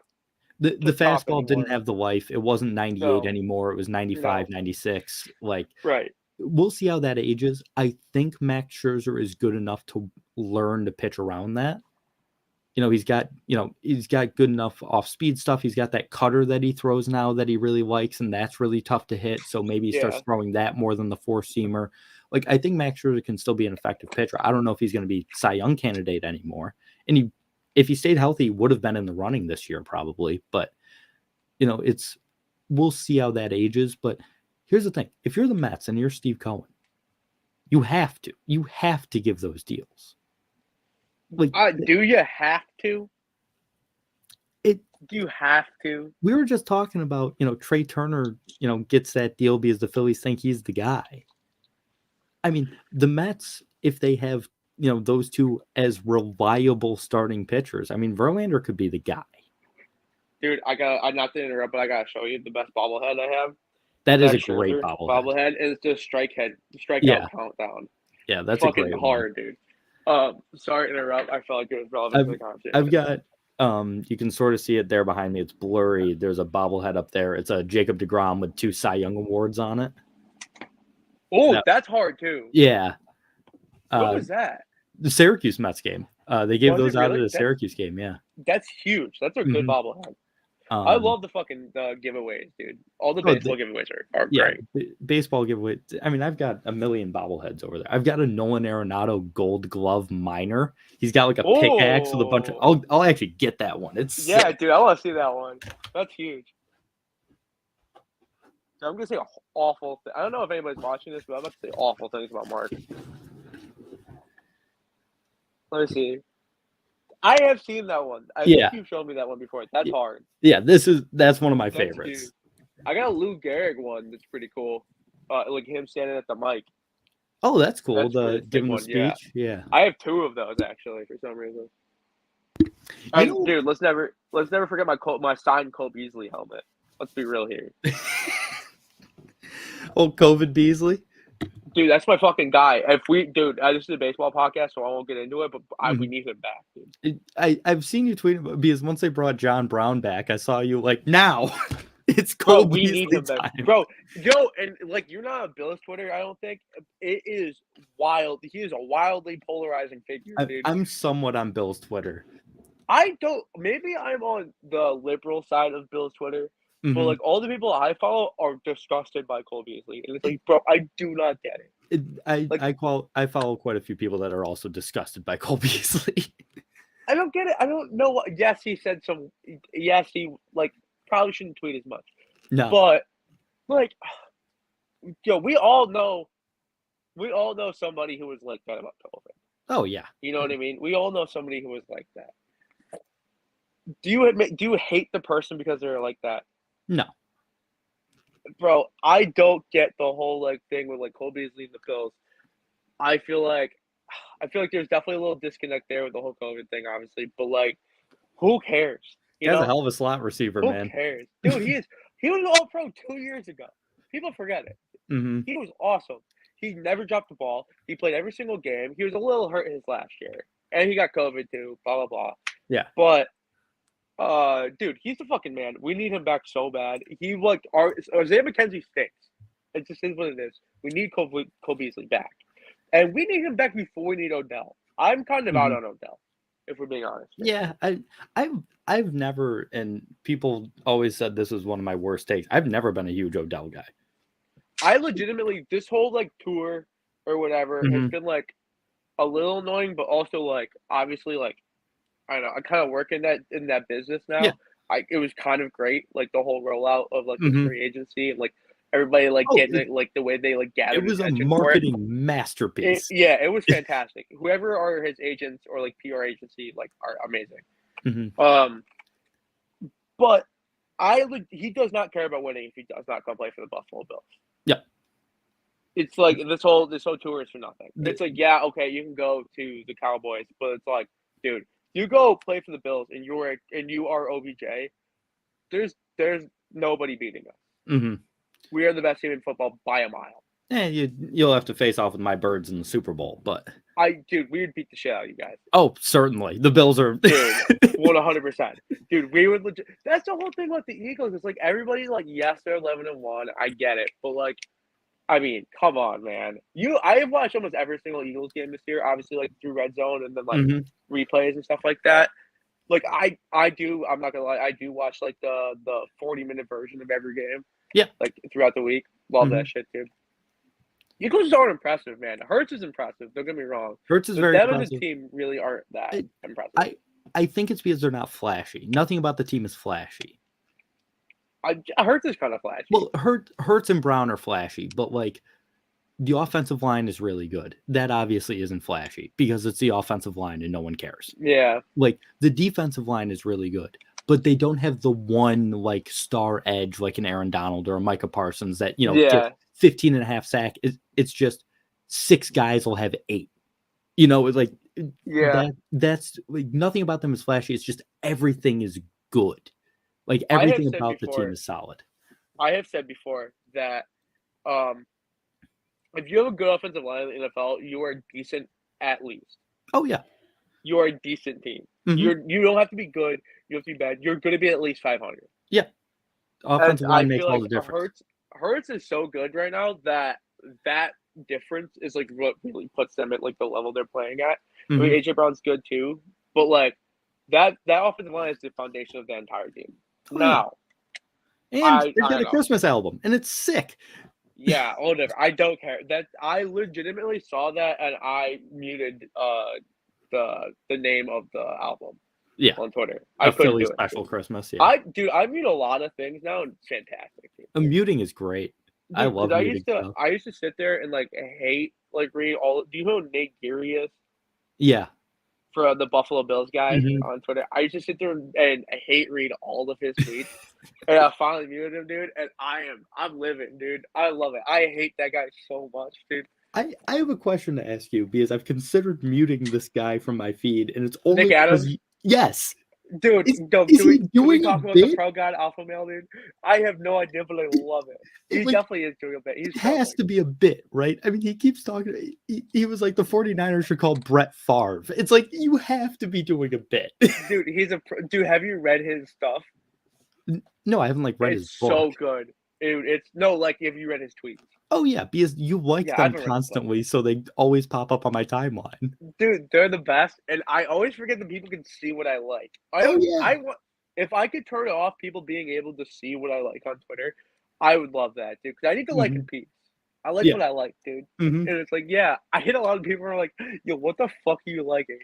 And I'm sure people are muting me, which is limiting my reach, dude. I'm trying to get big on Twitter. I'm trying to get big on Twitter. Trying to get that, that real blue check, Dude, if I get a blue check, I'd be going wild, dude. Oh, yeah. I'd be next to Alex Jones on InfoWars. I'd be right there, dude. I'd be like, yo, Kanye is wild. The fact, obviously we're not going to get too deep into this. He's a horrible person, but the fact that even Alex Jones was like, "No, man." No, dude, you've gone too far. I won't we won't get into it. Yeah. But there was a point where Alex Jones was like, "Yo, you just like them because of the uniforms, right? They're like flashy." And he was like, "No, I like them." No, yeah. But seeing Alex Jones be like, "I can't agree with that," I was like, "Holy shit!" Like, no. I know a lot of Jewish people are they're good people. They're good people. The man has gone too far for the man that said that chemicals in water were turning frogs gay. I mean, dude, Alex Jones is kind of a great entertainer. If we're being honest, hilarious. He's hilarious. You don't take a single word he says seriously. That's the thing. I really like all of those guys. For some reason, I always have, and it's not even like I'm there politically. It's just I just think those people are so funny. Yeah, you know what I mean. It is ironic, I guess, or whatever. But it's totally ironic. It's not it's so funny. But yeah, I think Alex Jones is hilarious. I think Nick Adams is the best, dude. He is legitimately the best one out of all of them because it's so obvious what he's doing, but he just he tweets about football a lot, but only white players. Yeah, Yeah, it's so funny. It's such a long running bit. Like, it's like people get really mad at it, and it's like, no, dude, you gotta like. I remember he was talking about the 49ers, and he named everybody on the roster except Deebo Samuel. Like every white player, and just never mentioned Deebo, and people were like, "Come on, dude!" Like, yeah, and the only players of color that he mentions are like ones who are like, like there's a video of like Tua and Trump, and he's like, he loves it. Yeah, like he just like is if you like if there's any indication that you lean like to the right, he's like, oh, this is our guy. Yeah, and it's just so obvios what he's doing, and it's ironic, but it's like kind of funny. I do want to get back to baseball here for a second. We've got a Mark Feinsand tweet. Astros have emerged as a potential suitor for Sean Murphy, which makes perfect sense. Yeah. Yeah, great name. A good Irish boy, Sean Murphy. We love that, dude. We do love it. Says they've also been the show because of it. Yeah. Said they've also been connected to Wilson Contreras. So a couple of really good defensive catchers, a couple of really good offensive catchers. Just what the Astros need, another fucking good player. I kind of forget like Wilson Contreras is a free agent, and I'm kind of surprised that he doesn't have more of a market. You would think so. I mean, a strong catcher like that, like, you know, he's been good for a long time, and obviously catchers usually age like milk. So people, you know, they're trying to avoid the I'm gonna blank on his name, the really tall guy that played for Baltimore. Matt Wieters. Yeah, Matt Wieters. They're trying to avoid he's still like floating around, I think. No, he can't be in baseball. Dude, anymore. I swear to God, I think he's still floating around. I'm looking it up right now. But he got like a fairly sizable deal, and then it didn't really work out. So they're trying to avoid stuff like that, I think. And it's like, hey, you know, sometimes you just need a good catcher. And the Astros obviously haven't needed one because they keep winning the World Series with Martin Maldonado. And the other guy they had that he also played for the Twins, another Hispanic guy. He played for the Astros forever. I'm blanking. Jason Castro. Oh, yeah. I was just trying to think of his name. Yeah. So like they've had guys like that forever, but you know, good catcher never hurts. No, and that kind of I was thinking about that the other day in relation to the Rookie of the Year race with Adley. It's like, and it's like, dude, obviously Julio Rodriguez rocks, and he's gonna be a good player for a very long time. But so is Adley, dude. And like being a good player, this is gonna sound really weird and really bad, but being a good player versus just a good catcher is just so huge for any team. Because like, you can be a good, productive, but you can have a very long career. You can always be on a team. If you're good defensively, you'll stick around forever. Oh, yeah. Dude, if you can hit over 250 as a catcher, dude, you are fucking gold to a team. Yeah, you know what I mean? You're always going to be in the lineup. You're always going to be able to get a contract somewhere. We've seen that, like, you know, the catchers that stick around are the ones that are really good defensively but can handle a bat. Right, and Adley's like one of those guys. Yeah, and I love Adley. He's going to be an absolute stud, dude. That's what I'm saying. Like, I know you obviously pay a lot of attention to catchers, being a former catcher yourself, but Adley's an absolute stud. He was like the reason for the Orioles being good. Like, he came up and the Orioles became good. It was wild. That Orioles team is going to be really good. I really like that Orioles team. Gunnar Henderson's like, that kid's nuts. I know. They got to get some pitching. If they get some pitching, watch out. I think if they had money to spend, they could be so good. I mean, you can say the same thing with everybody else, but like they have pieces that are coming up, dude. They do have money because like they have had higher payrolls in the past. I mean, they paid Chris Davis. Adam Jones was on like a decent sized deal. They can get their payroll up above 100 million, and right now it's like 35 because everyone makes the league minimum. So they do actually have money to spend, and their front office has said we're going to spend money. Like they're planning on getting guys. Yeah, Baltimore didn't suck. Yeah, you know. Have you ever actually been to Baltimore? I have not. I've heard mixed things. Yeah, I haven't actually been. Yeah, I would go to Baltimore though. I'd chill in Baltimore, sure. Why not? Do you know there's a Guinness brewery in Baltimore? Oh well, now I have to go to Baltimore. Yeah, dude, it's wild. I thought there was only the big one in the homeland. No, Guinness bought a brewery in like right outside of Baltimore. Mhm. Or actually, it might be in Baltimore, whatever. Bought a brewery there, and they're like, "Yo, we're gonna brew Guinness here, obviously, but we're also gonna try different shit, like put our name on it." So like, they got a bunch of like golden ales. They got like a couple different stouts. Yeah. I think they have a light one, Well, which is Guinness is already light. So I've tried the Guinness Blonde, which was their like that's golden. one of them. Yeah. Oh, I didn't like know that was one. out of Baltimore. Yeah, that was good. Yeah, I really like that one.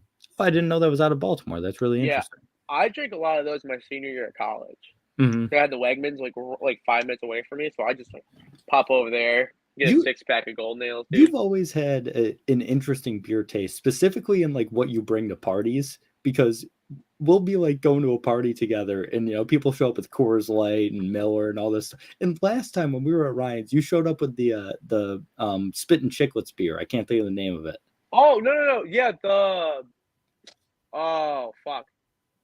It's good. It was a blue light though. Yeah, well, it was a Labatt. Yeah, it's like through Labatt, but yeah, it's like you were like, yeah, you got to try one of these, and I was like, okay, you're drinking like IPAs at parties. I mean, that wasn't an IPA, but that was definitely a lot heavier than I thought. Yeah, it was like heavy. It was really hoppy. 100%. I was like, what the fuck is he bringing to 100%. Parties? Well, dude, so I can't get that beer in New York. There's no Labatt or anything down here, and I just like listened. I was watching hockey heavy in the first like literally 2 weeks of the season, and I've completely fallen off of it. That's what I do every year. Yeah, dude, I just been watching too much of the NBA. But so we don't have Labatt there. So whenever I came home, I was like, yo, I'm just gonna try different shit that I cannot get in New York. And so I was at Wegmans, and they had that on sale because it just went on the market or whatever. Yeah. So I just grabbed that, and like 6 out of 10, dude. It's a fine beer, but I was like, I drink all of them though. Yeah, you were putting them back. Yeah, I love that, dude. I'm not afraid to admit it, dude. I'm a huge White Claw guy. I've seen you down a seltzer or two. I like a nice seltzer, dude. I've always been more of a Truly guy for seltzers. I'm the opposite. I love White Claw. I hate Truly. Well, for me, I don't usually go with a straight up seltzer. I like the Truly lemonades. Yeah. Like on a hot summer day, like just mowed the lawn or something, pop open a Truly lemonade. Oh, it's delicious. Yeah, dude. I put back White Claw Tall Boy watermelon. Or whatever, if that makes sense. Watermelon, White Claw, Tall Boys, dude, whatever. The tall boys of those, I just put down all the time. Like, I literally had a tough day at work, walk by 7-Eleven, and I was like, dude, fuck it. I'm getting a tall boy. Get a pounder. All the time. Yeah. Why not? Dude, it's fucking Monday Night Football, dude. Yeah. Which I have not been watching the game. Have you been watching the game? Yeah, kind of. In the background. I could not care less about Saints Bucks. Dude, I mean, I'm obviously watching it, but like, I don't know. They both stink. So I need the Bucks to cover -3. So the pick 10 at Steve's goes into another carryover. It'll be week 9, and the pot will be $3,700. So no way. Yeah, I've forced 3 of the carryovers. Hell yeah. I keep winning like 7-8 games, and then someone keeps tying me. It's a pain in the ass. How is Steve's? Steve's is great. I love Steve's. Do you go to Steve's often now? Oh yeah, Steve's is my bar. That's Hell that's my hangout spot. It's all of my parents' friends, and I walk in and I feel like Norm from Cheers because everyone's like, Mark. Damn, dude. You're in there, dude. Oh yeah. I was there on a Friday night. Oh yeah, man. To do my pick 10. I go in like pretty much just like once a week to do my pick 10 and get out. Josh has come back to us. Hello, Josh. You're still going.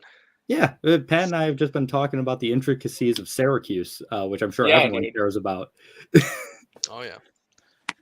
I forget that like we're not just having a conversation with each other. Yeah, no, there are allegedly people watching this. I don't know if they are, but it'll be on YouTube, so they can. Huh. What's going on, buddy? Are you home now? Yeah, home now. Just figured I'm like, I just got on the computer. I was like, let me see if Mark's still doing this. Oh, yeah. What happened? See, what had happened was I got like disconnected from the StreamYard, so then I joined back again, and it gave me like 2 accounts in here.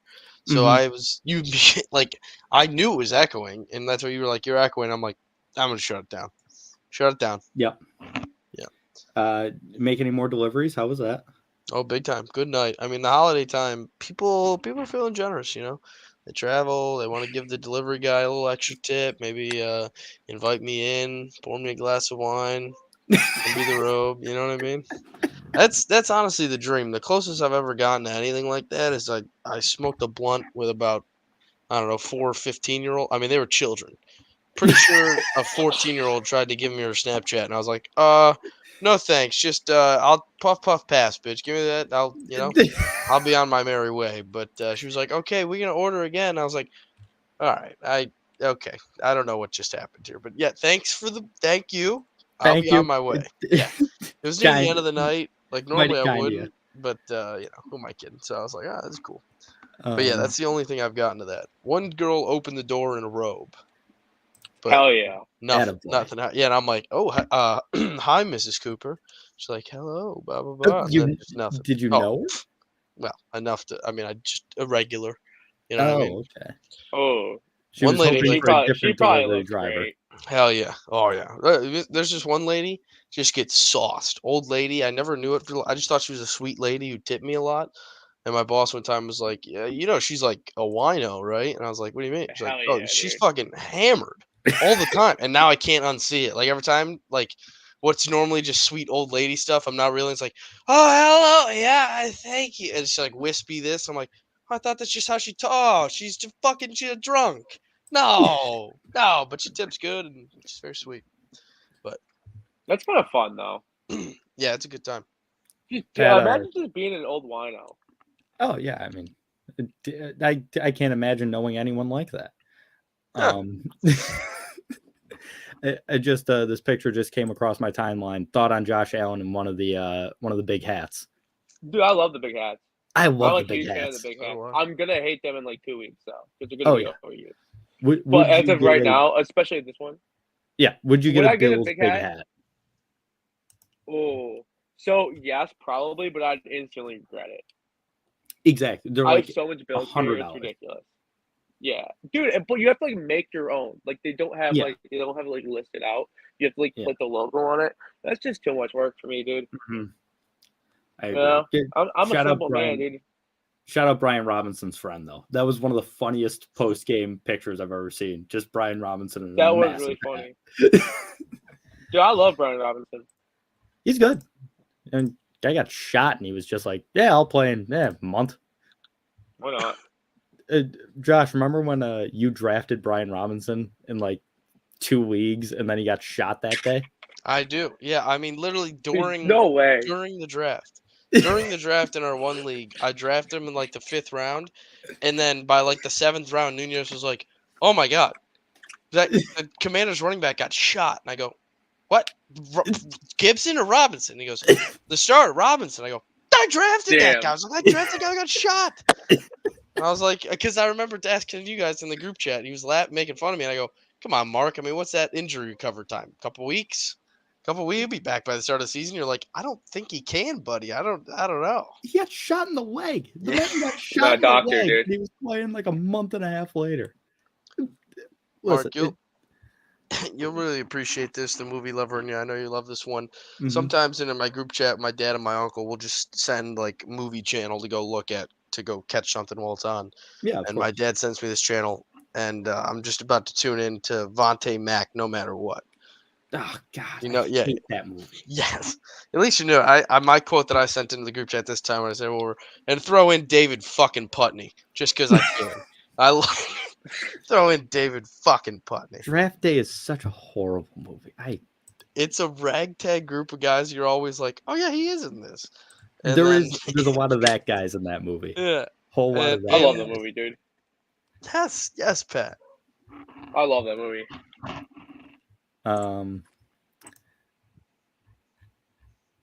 Oh, we've got a quote from Fred McGriff saying that he wanted the Tom Amansky hat to be on his Baseball Hall of Fame plaque.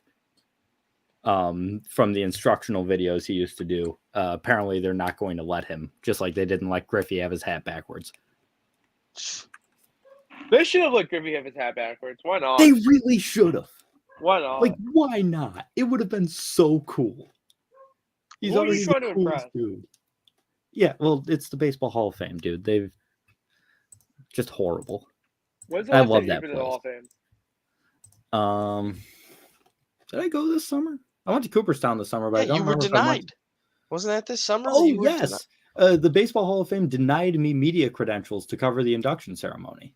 You're like, I'm here to cover it, and they go, nah. Yeah, I applied, and like my program director at the radio station like reached out to them and were like, "Hey, we're sending someone to cover this," and they were like, "Okay." And then I went there, and they did not have credentials for me. No way. Yeah, I was Dude, like, oh, Yeah. I was like, yeah, Mark Rowlands, and they were like, what's the station? I was like, the Score 1260, and they were like, what town? I was like, Syracuse, New York. Local guy trying to cover the local story, and no, don't have you. not Sorry. really a local story. Well, then close enough. It's an hour and 40 minutes. Like it's, Yeah. but I was Why like, are they limiting the amount of media passes they're giving out at the Baseball Hall of Fame induction? buddy, there were like they're boomers. 250 people credentialed. I'm like, 100%. Yo, they only had 250 people credentialed. well, people that I just saw like immediately walking in. Like there were like hundreds more, but just like as soon as I got there, which was like 3 hours early, there was already a bunch of people, and I was like, come on, it really? Dude, I was trying to get media passes for the Heisman ceremony. Yeah, how'd that go over? Because sometimes I can get stuff like that, Mhm. which is pretty cool. But look, I think I'm trying to go to the awards gala for baseball, Oh yeah. like the Baseball Writers Awards gala. Mhm. That'd be pretty cool. But trying to get Heisman press credentials today, and yeah, got to that real quick. But Real quick. that would have been pretty cool. I Our client's hosting it, so oh that'd be cool. yeah, I mean makes sense. But, I or maybe not. tried. I don't know. I tried too late this year, but I'm going to do it again next year. To do the Boxing Hall of Fame. And Oneonta, right? No, it's in Or Canastota, sorry. yeah, Canastota. Yeah, you haven't been there yet. Well, I went with our buddy Nunez. We went to there were fights on Friday. We went to the fights on Friday and then spent the entire weekend at the Turning Stone, basically. But to get credentialed for it, I was trying to, and I'm going to next year, like way ahead of time. You should go to the Bocce Ball Hall of Fame in Rome. The Wait. Bocce Hall of Fame is in Rome? Is that real? I think so. No way. I don't know if you know this about me, but I spend far too much time in Rome, New York. And yeah, my girlfriend lives out there. So the Bocce Ball Hall of Fame. Yo, or they have like the bocce ball like tournament is there. Rome, New York is huge for bocce. That's Well, wild. I will say there's a large number of decrepit Italians that live out there that Yeah. Oh yeah. yeah.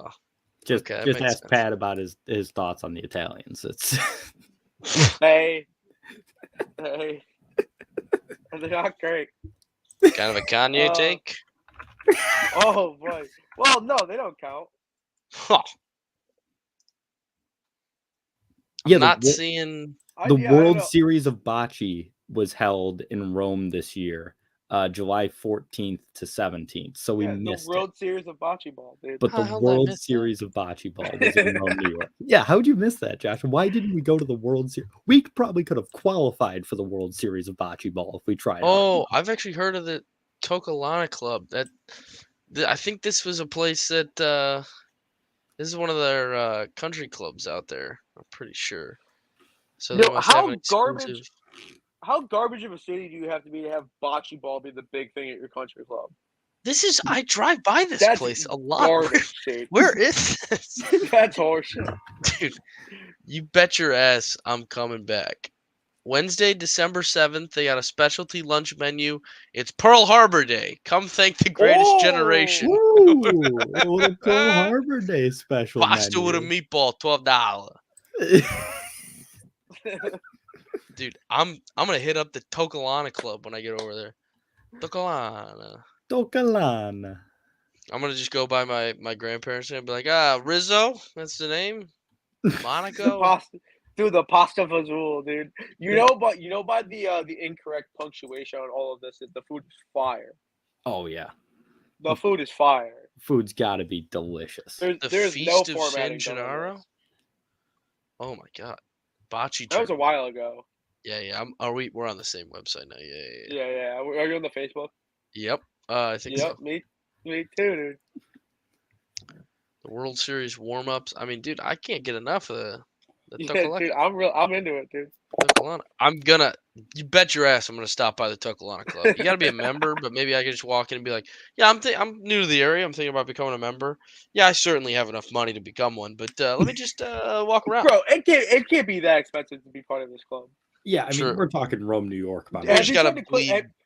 Have I just gotta you be. tried clicking the link in the Facebook? No, I actually work? just closed. Click that, and let me know what you think. Oh no.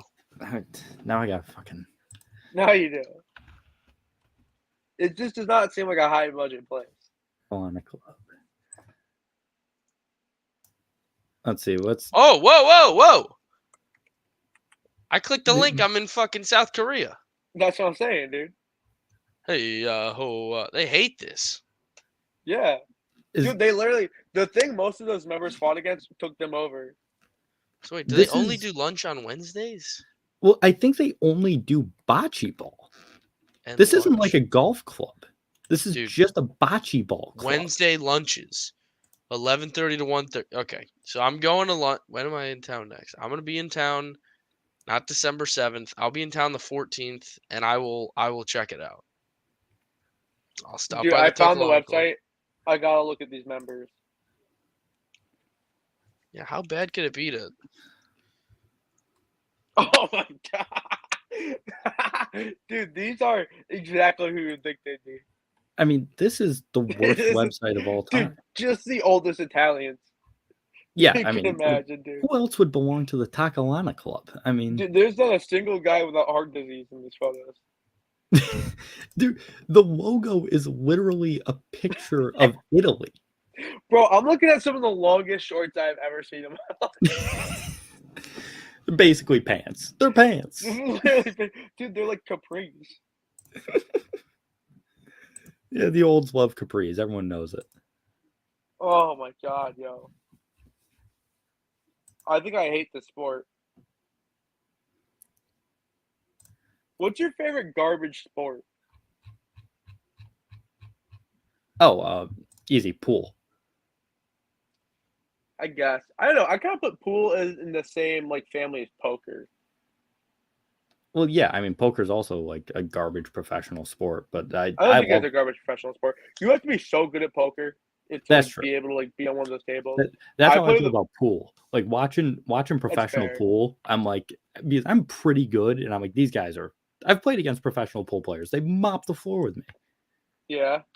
Yeah, I mean, there was when I used to go to the pool hall all the time. There's a guy by the name of Earl Strickland, actually from Rochester, if I remember correctly, and like 5-time like U.S. Open champion, like one of the great pool players of all time. He was like, yeah, if you want to play me, it's just $25. We'll play 3 matches. I didn't get to shoot. I just sat. That's crazy. I just sat there. He made every single ball. That's crazy. Yeah. Damn, dude. You got hustled. Well, yeah. I mean, I didn't expect to win. I'm like, this guy's one of the greatest ever. But I was like, I expected to shoot. Was it Salt City Billiards or It was. Billiards? Interesting. I've seen a lot of good reviews. Yeah, I used to go there all the time. Where is this? Oh, it's in Maddie. Mattydale. Oh, interesting. Oh, I think I know where this is. yeah, it's right by. There's like a With, diner right by there. Yeah, by this bowling alley. Right Yeah, it's right across the street from the bowling Yeah, alley yeah. Okay, yeah. in that Interesting. plaza. Yeah, see, that's the only place in Syracuse you can put a pool hall because like what else are you gonna do right there? You know? Yeah. That's either gonna be a strip club or a pool hall. And that's nothing else. And the strip clubs are not far. They're like right down the street. Yeah, and they're not good. I'll tell you that right now too. I've never been. Yeah, me neither. Well, yeah, I've never had a desire to go to Bada Bing. But I'm sure, dude. Yeah, I'm sure the I'm sure the strip clubs in Cicero, New York, aren't doing too well. Yeah. Like could you imagine going to a strip club in Oswego? Have you guys ever done that? There is one, isn't there, Josh? Yeah, you went. No, I never went. Oh, Josh is muted. I think there might be one, but I'm not even sure there is. Yeah, it's probably not great. I know there's one in Fulton because I've driven by it a few times, and that's not even like in Fulton. It's like in the back roads of Fulton. Do you know how down bad you gotta be to go to the strip club out in Fulton? Oh, I'm down horrendous. Can you imagine going to a strip club in Fulton as much as you go to Steve's? Because there's people who do that. Yeah, and I will never understand it. Yeah, I will never get it, dude. Yeah.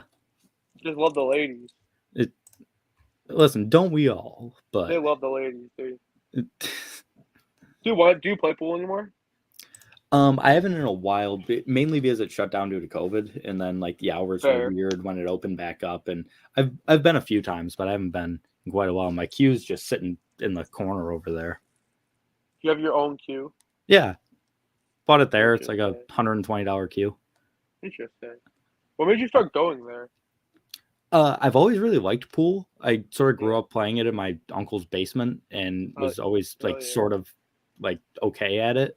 And so in college, we had one in the dorm room and I started playing again. And people were like, "You're like better than the average person." I was like, "Yeah, I've been playing a long time," sort of thing. Hell yeah, and then it was just something to do. You pay $8 and it's all you can play. That's pretty sick. I would go at 8 p.m. and leave at 3 a.m. How many side bets you putting down? I didn't play for much money there. I play for money when go to Blarney. I feel like you've seen me hustle pool at Blarney. Yeah. Because that's just easy and I'm not even trying. But there it's like there's a lot of really good players there. Every once in a while play for a few bucks a game, but not much. I would play in tournaments. I won a tournament there once. Hell yeah. But just in general, it was just casual playing with try to get better. Dude, I want to get good at something, but I gotta pick something. It's like I think I missed the boat on skateboarding.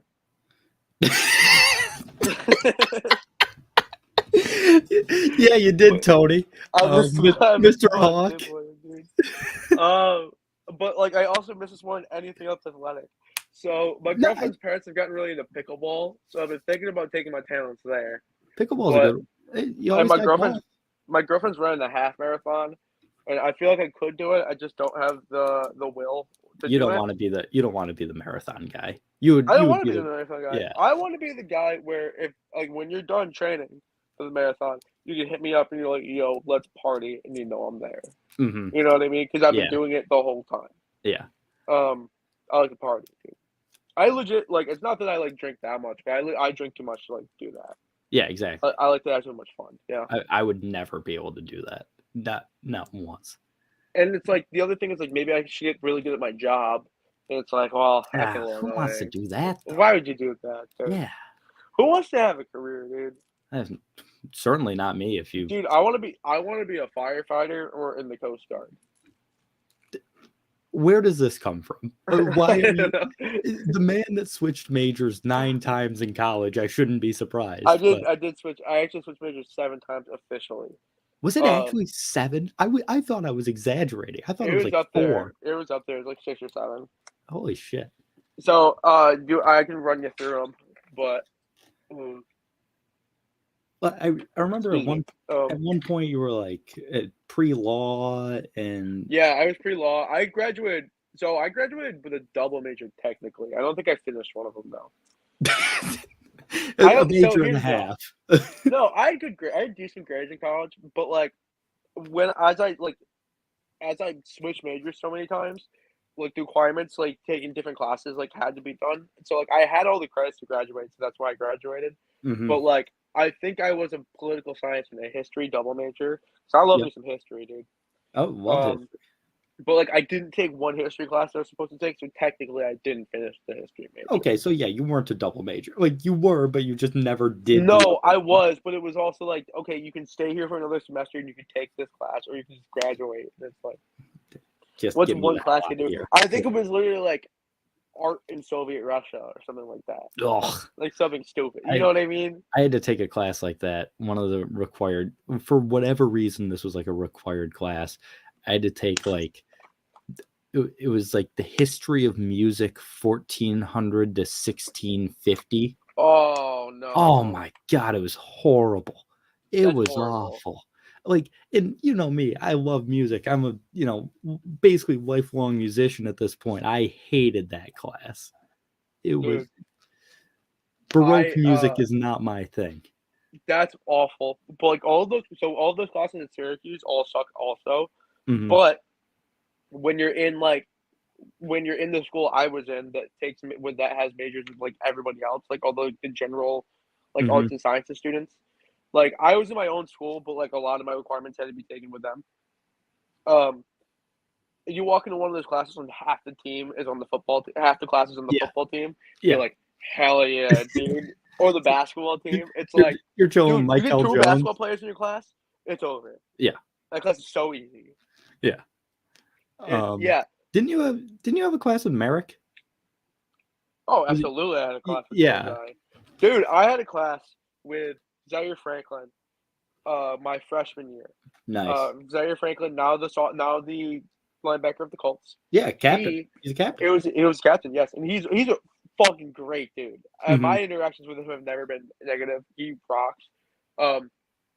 It was a Monday morning, 8 a.m. He showed up to first class, and he was paired with me and another kid. And he was like, "Hey guys, like I'm here. I'm going to be here every single week. I'll be here doing everything you need. Here's like my email. Like you need anything, like let me know." Never saw him again. Yeah, cool. Never saw him again. Ever again, dude. Never again. Not once, dude. I saw him on the day of the final, and that was it. And he passed the class, I guarantee it. Oh, of course he did. Of course he was so cool, though. He was really cool. Yeah, that was the one thing. Like, at Oswego, it was just like, yeah, there were 4 hockey guys and 3 basketball guys in the class. It was like, oh, you got a game tonight? It's like, yeah. Like that, like dude, it's different at a D1 school. I had a class with both Joe Girard and Tommy DeVito in it. Joe Girard's a piece of shit. Dude, they both suck. Yeah. They both stink. Yeah. I have a story about Joe Girard, actually, if I can speak freely here. My friends, I don't know if you went to my friends from senior year's house, the big house. They had a fire pit in the backyard. It was really sick. And it was during COVID. I think you're forgetting that I was there. What do you mean? We have a Joe Girard story. We do? Wait, what?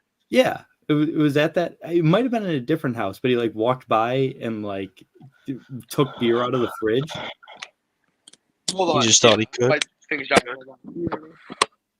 Yeah. Can you hear me? Yeah. Oh wait, now I can't hear you.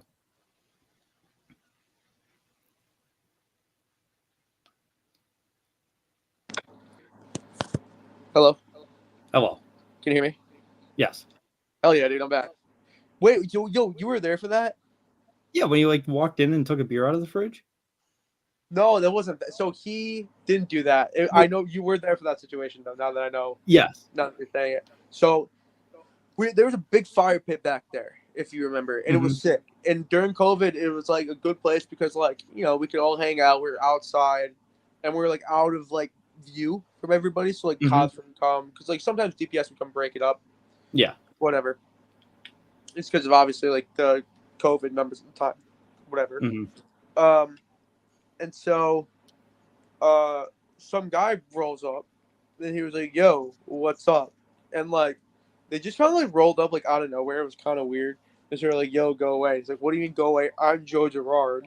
And I'm like, "No, you're not." And where he was standing, he was like in the shadows. Walked out and I was like, "Oh fuck, you're actually Joe Girard." But he was hammered, and he just sat there like trying to like come and hang out with us. I'm like, "No, dude, go away." That's right. He did one. Was he with like a group of people? I don't remember. He was with one guy. One guy. Yeah. So as he was walking away, my buddy Nick Joyce was talking all the shit about him. Fuck this guy. He's such a midget, dude. This kid sucks. Not knowing the window was open, he was right outside. Yeah. So then he tried to come in and like fight my buddy. That's right. Yeah. It was a sad show. Yeah, that never been a fan. Sad showing. He stinks. He is. I don't know. Somebody said this on Twitter the other day, but he is the worst player that has played as consistently for Syracuse as he had throughout his career. I've never seen a player worse. One of them, yeah. He's awful. That whole team is bad. It's gonna be really. It's gonna be a long season. I really like Judah Mintz. He can't shoot the ball. That's the only thing. His shot will get better, but I really like his full, like, coming into it, like, ball handler. You know, he doesn't have a ton, but he can when he wants to. I almost think it's good for us that he can't shoot because he won't leave. Yeah. Although he can be like, yo, this team stinks, I'm transferring. So that could happen. But Joshua, now we're on the subject of college basketball because this, as a baseball show, ended a while ago. How your Hoyas doing? Pat, Josh is a big Georgetown fan, and I'm why? Why are you a Georgetown fan? That makes no sense. That's I'll tell you, Pat. My dad was a bandwagon of all bandwagons growing up, and so in '82, when he was 12 years old, and Pat Ewing was out there fucking up the Syracuse Orangemen, he was loving it. So that's why. I mean, he's all over the board, but he sticks with him, so I'll give him that. His childhood ages, but so I just inherited Big those. Red Machine, which is why Josh is somehow a Reds fan as well. Reds fan, Hoyas, Cowboys. Ooh. What are the other big Sixers? If he cares to watch basketball, which again AI and all that. And then I remember when you were a Celtics and a Knicks fan. Yeah, I'll tell you, the Knicks was him. one that I tried. Well, Celtics. Here's the thing of that. My dad doesn't care for the NBA. He likes the Sixers. Just as like whatever I mean, honestly, I don't think he's watched. We went to a Sixers game for my sister to watch the Suns, and he was just now watching the Suns downstairs, like just with her. Like he will not watch the NBA though. And so I was like a Celtics fan when I was younger for bandwagoning purposes. It was Lakers or Celtics, and I was like, well, I don't know, Paul Pierce fucks, so like he's chill. That's why I liked him. Mark respects that for sure. And but then I really did try to embrace the Knicks. What was it, 2 years ago? Yeah, it was 2 years ago. Yeah, they lost me. I mean, something about the Sixers is just too fun. I'll hop to Philly. I'm committing to Philly. The only problem with committing to Philly as a basketball team is that town team, Jesus, is that now I'm a Cowboys fan and a Sixers fan. It does kind of make me, think that maybe there's some foul play going on, but whatever. The point that I was getting here is the Hoyas. It's great too. Now that I'm a Syracuse alumni officially, I also am a Georgetown Hoya fan, so that's fun. I met this guy at the bar, Mark. Now we're finally at it. I forgot. I was like, let me bring this up on the next Stove podcast. I forgot. We went out Wednesday before Thanksgiving, Blackout Wednesday. Of course. Boy, did I live up to its name. I missed the turkey bowl the next day. Couldn't get out of bed. I ended up vomiting in my hamper and new clothes. Like just all over. Yeah, on my floor. It was disgusting. Bad showing. But anyway, I'm at the bar ordering, and like I'm ordering on the other side of the bar. Austin's on the other side with some old dude, chatting up some old dude. I'm like giving him the eyes and the face, like, what the fuck? Who is that guy? And he's like, I don't know, get over here. So I go over there, and he's just chatting me up, and I had my orange like sweater on. And he goes, oh, you go to Syracuse, man? And I was like, yeah, I just graduated there, grad school. He goes, oh, cool, yeah, class of '86, man. What's up, dude? You're part of us now. We're alum, blah, blah. And I'm like, oh, cool. Thanks, man. He's like, yeah, you're going to find this awesome. My buddy, my brother, right? Best friend growing up, best friend now. Jim Boeheim. I go, wow, no shit. Wow, really? That's pretty cool. Yeah, I'm like, oh, all right, cool. And he's like, yeah. I was like, so he's a good guy, right? You like him? He goes, no, he's kind of a dick. And I'm like, oh, okay, wow. Well, he's like, but he likes my brother. I'm like, okay, cool. And then he goes, I'm sorry, the story was so bad, Pat. I know. I know it's slow, but he has very similar opinions to you on Jim Boeheim, if you know what I mean. Oh, the whole killing? Yes, he brings that up quite a bit. Coach Manslaughter? Yeah. Yeah, I think I'm bringing a sign in that says Coach Manslaughter to the Dome on Saturday. Oh, you think please. they're going to let that sign? No, they won't no let chance they let that sign. Wearing my AI jersey, wearing my AI Hoyas jersey. You don't think they'll let me bring in a Coach Manslaughter sign? Dude, I can't believe I missed a Syracuse alumni talk, dude. Yeah. So this guy gets better. Not done yet. He gets better. So he's bragging about Boeheim, who he then tells me he doesn't even like because Boeheim hates him, like he doesn't respect him, just likes I his love brother. that. That's a classic line. Yeah. Right. And so that, yeah, exactly. So then he's like, guess who my best friend was in college? I go, well, I mean, I don't know. It could be a lot of people. He goes, you're not gonna believe it. I go, I'm sure I won't. And he's like, Jeff Van Gundy. And I go, oh yeah, that's actually pretty cool. I didn't know that. He goes, yeah, he went to Naz, and I was like, yeah. He's like, yeah, before he transferred to like Yale or something, he went and he was at Nazareth, and he's like, we were dorm roommate, like we roomed together, and he's my best friend. He's like one of the best things in my life. I got a picture before the 19 whatever year it was. I got a picture with me, my brother, Boeheim, and freaking Van Gundy in MSG on the floor of the Big East tournament.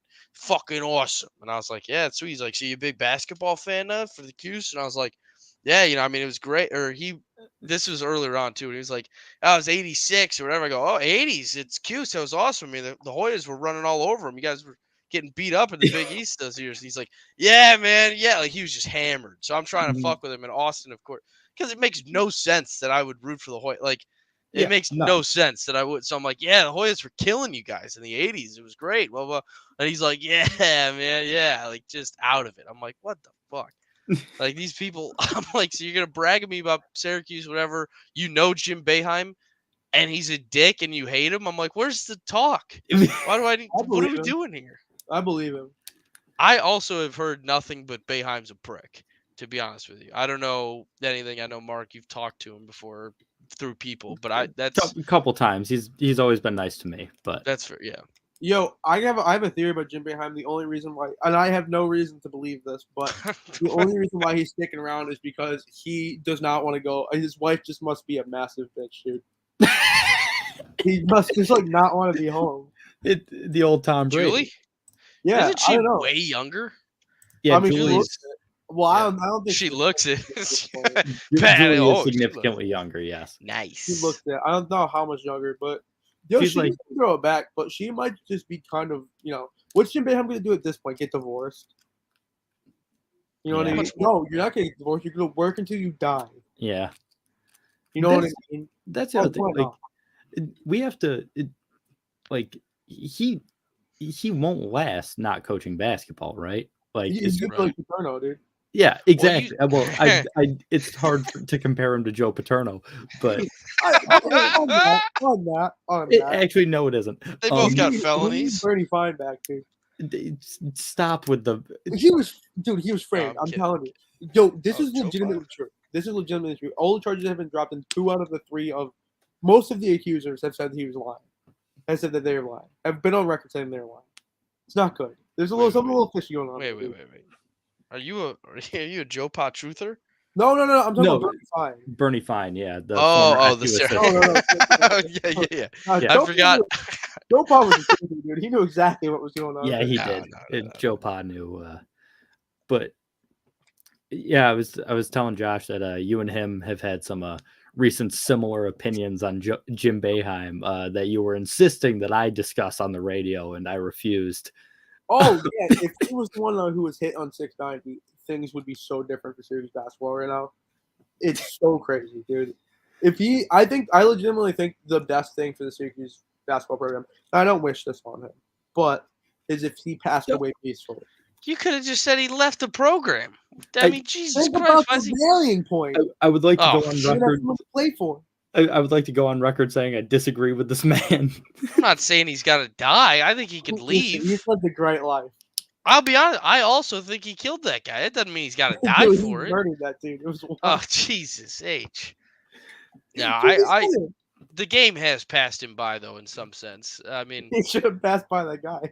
Oh. Jesus Christ! This is.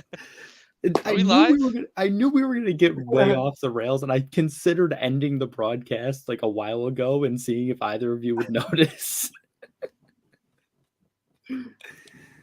Obviously a horrible situation. The opinions of these men do not reflect my own. We're live, so obviously we're just giggling around here. You know what I mean? We're just having jokes. R.I.P. that guy. He was just changing a tire. It happens. It's dark. I heard that he was a government plant, actually. Dude, why would the government be out to get Jim Boeheim, dude? They're like, yo, the zone is too strong. They're all big. They're big like West Virginia fans. It's like this zone's been killing us for too long, especially in the tournament. Dude, they don't tell you the passenger in that other guy's car, Bob Huggins. That's who it was. Yo, he actually hit Bernie fine, dude. Bob Huggins. Yo, what if like Worlds Collided and that guy was like Mike Hopkins? You're like, yo, Mike Hopkins is just never gonna get the Syracuse shot. Yeah, I forget. Always gonna be in the way. I forget that, like, as much as we joke about Boeheim and whatever, he did have a succession plan like a decade ago, and he was just like, nah. Okay. Nah, I'm not gonna do that. I don't want to get into a completely different conversation about it, but I was looking up something about blue chip, like who are the blue chip programs in like college basketball now? Mm-hmm. Because I think UConn's a blue chip program. What's I'm sorry, what's I think they're a blue chip program. Like blue blood? Is that blue blood. Blue okay, that was my fault. No, you're good. I just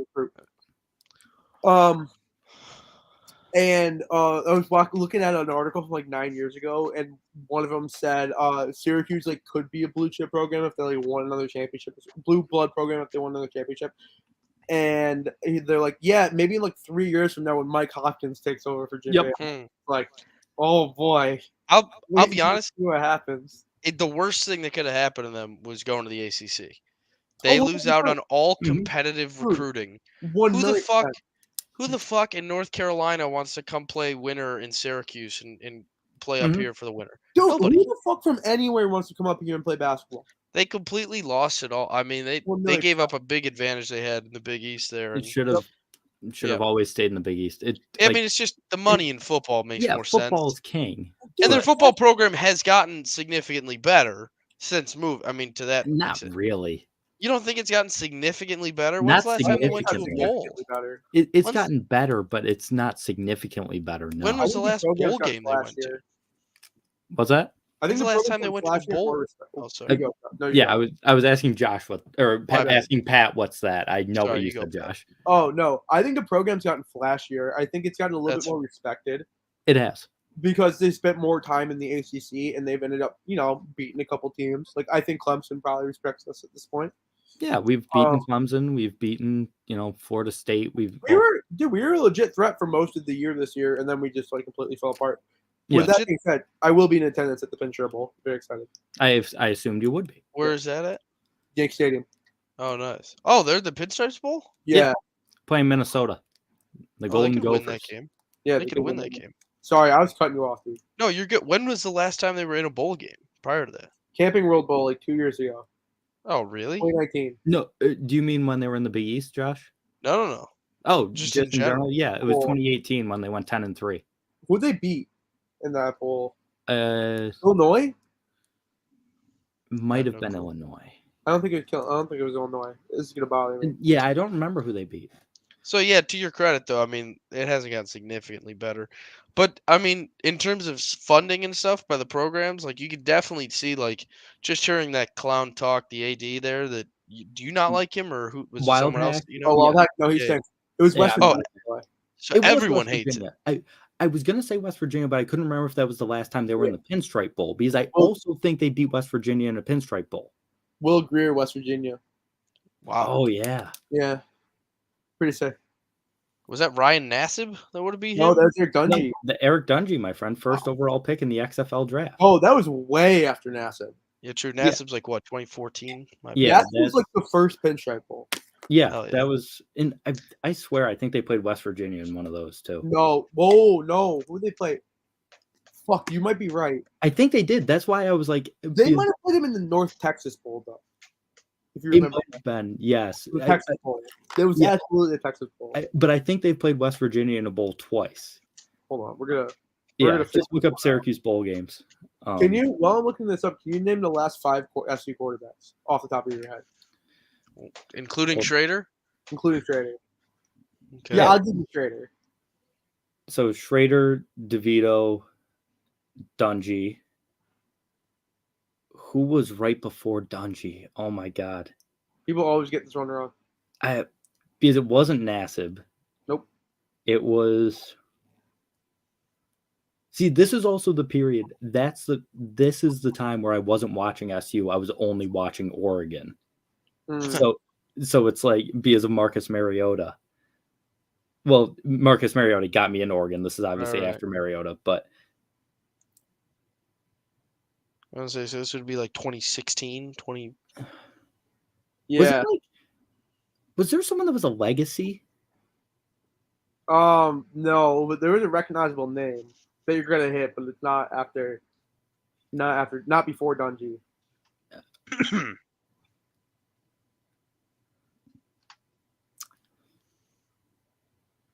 Oh man. Oh, I thinking of because Coach Max grandkid was on the team at one point. He was a center. Yeah, he was a center. I knew he wasn't a quarterback, but that's who I was thinking of. Yes, he was a good center. He was Yeah. with the Bills for a little bit. Mm-hmm. Yeah, I can't think of who was right before Dungy. I will say Dungy played for a long time. Now that I'm double checking it, he did play for a long time. It goes back to 2015. I cheated and looked it up. I don't know any of those guys. From 2013 to 2015, I don't know a single one of them. Dude, you guys gotta put some respect on Terrell Hunt's name, dude. To give me credit, I haven't cared about college football my entire life, nor Syracuse until about a year ago. So yeah, that's true. Josh is not a. I'm a Rochester. Yeah, Terrell Hunt. Guess what year Riley Dixon retired? Graduated from college. The Memphis guy? Or No, UCF? Riley Dixon was the former Giants punter. Yeah, Giants punter went to Syracuse. Yeah. Oh. God, that was what 2017? 2013. No way. Yeah, dude. What? Yeah. Riley Dixon's that old? I think so. Holy. Oh no! Wait, 2015. 2015. Yeah, I was gonna say 2013 is definitely too early. Yeah, these teams are kind of trash now that I'm looking at it. Yeah, SU's football program stinks. No, they do not actually. Well, okay, the history is great because we had a few running backs back in the 60s, but sure did. Yeah, I mean, Jim who? Great, just since then. I've got a picture of Floyd Little sitting right over there. But number 87. We gotta go real back for the first in your heart, last on the field. I've also got my my 2011 Syracuse football poster signed by the entire team, including Chandler Jones. Hell yeah, dude. Okay, yeah, first pinstripe bowl that Syracuse ever won was 2012, and the coach of that team was Doug Marrone. Yes, it was. In case you were wondering. Hold on. Oh, no, that's a lie. That's the second one that we won. The first one we won, we played Kansas State. Oh, okay. Doug Marrone was also the coach. Mm-hmm.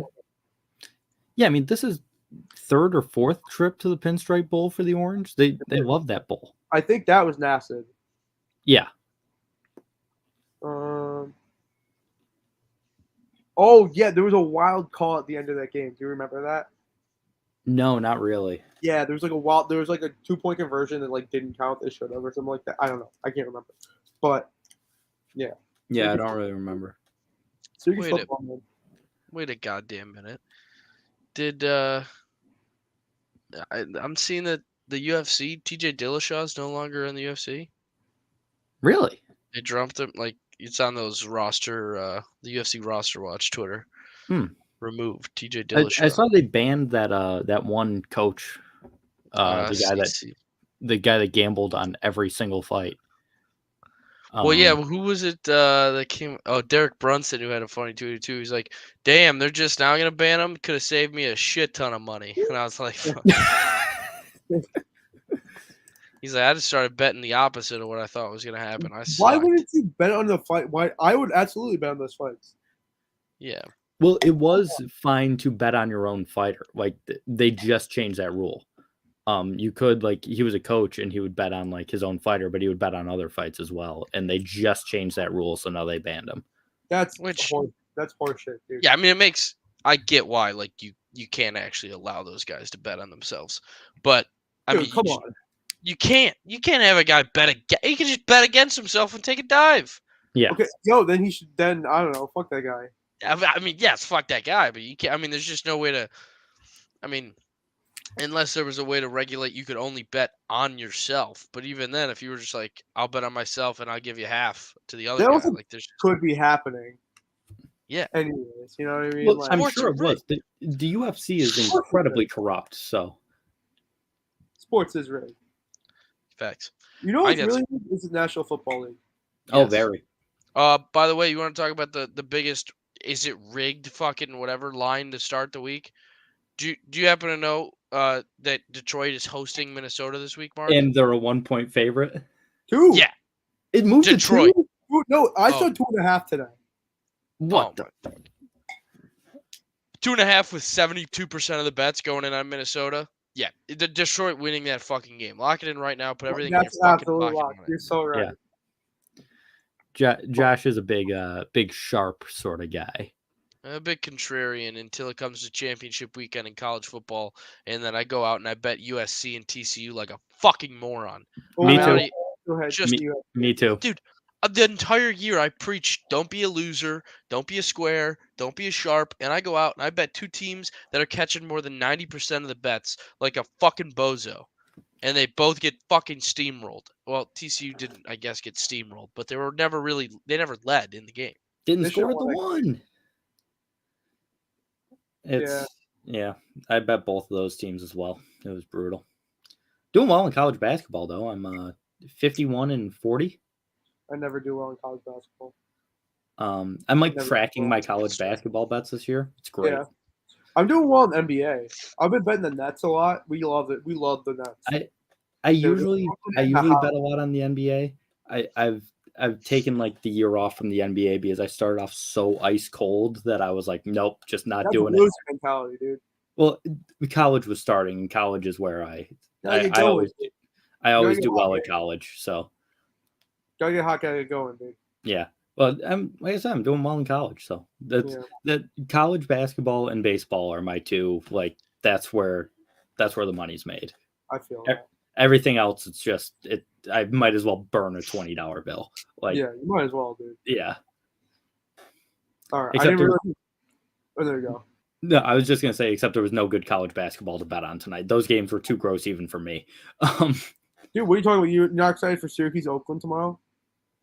Well, Come on, dude. they're gonna You're not lose. pumped for it? 15.5. I mean, Syracuse's warm up for the big game this weekend is Oakland, who, by the way, how many games do they play this year? 8. I believe they're 1-7 ATS, and they're getting 15.5 in Syracuse. So, I mean, I like Syracuse to win by 16. To be honest with you. Nope. They What? were favored. What was the line against Colgate? It was 16. Yeah, Colgate was 16. And Bryant was 10 and a half or whatever.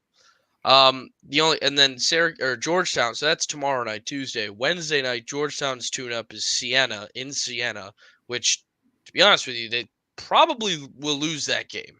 Georgetown stinks, dude. Hear me out. Georgetown stinks. Syracuse also stinks in my mind. Syracuse I think they're both pretty bad. I'm just honestly, I think the matchup of them is going to be good to watch because It always is.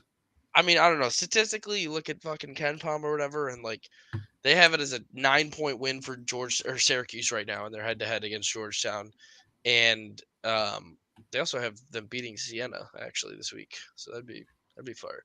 But anyway, sorry, they have it as a 9-point win, but they have the analytics say that Syracuse is like a top 80 offense and a top fucking 80 defense. I don't know what that is. I don't know. Sometimes the stats fool me a little bit. Yeah. I think that Georgetown pushes the ball a lot faster than Syracuse is used to, or that they would like to do. So I think that's going to be an interesting tell to the game. But Georgetown also can turn the ball over. That's it. That St. John's team pushed the ball real hard against them, and yes, we lost. They that did. Game. But that St. John's were full of fucking men, dude. The dogs. Yeah. St. John's they're good. They're so good. Yeah, St. John's is gonna be scary in the Big East this year. I went to both those games at Barclays Center, and they so you could obviously it's a session, so you can watch both games. Stay for the first half of Temple St. John's, and from where we were sitting sitting right on top of the court, so you could actually see the game, get a feel for it, I guess. Yeah. Dude, St. John's completely ran them off the court. Oh it yeah, was so crazy. They're nasty, dude. Big East basketball, man, it's the best. Still good. It's still good. Is Chris Mullen still coaching the Red Raiders? No, I don't know who's coaching him now, but it's not Chris Mullen. I can't think of his name. I remember talking about him, but dude, on Sunday, I might be going to watch St. Bonaventure play Iona, only because I really want to see Patino. Ricky P. I really want to see Patino. Our buddy Nunez covered the game. He went to Quinnipiac for grad school, same league as Iona. They went. They went and played Quinnipiac. Nunez was on the broadcast. He was there for the press conference too. Yeah, didn't he ask him a question? Or he was I don't know if he ended up asking him a question. We were trying to get him to ask questions about whores. Dude, all right. Since you brought it up, this is my other thing. Big horse guy. This is my other thing about Jim Boeheim, dude. The NCAA came down on Rick Pitino for just paying a couple women to suck the recruits' dicks. Mm-hmm. Okay. No harm, no foul, dude. Who cares? Sure. I completely looked the other way when Jim Boeheim just murdered a dude on the street. Like, I just don't look what. Okay. You talking about a double standard? It was an accident. Sure. Yeah, I wasn't there.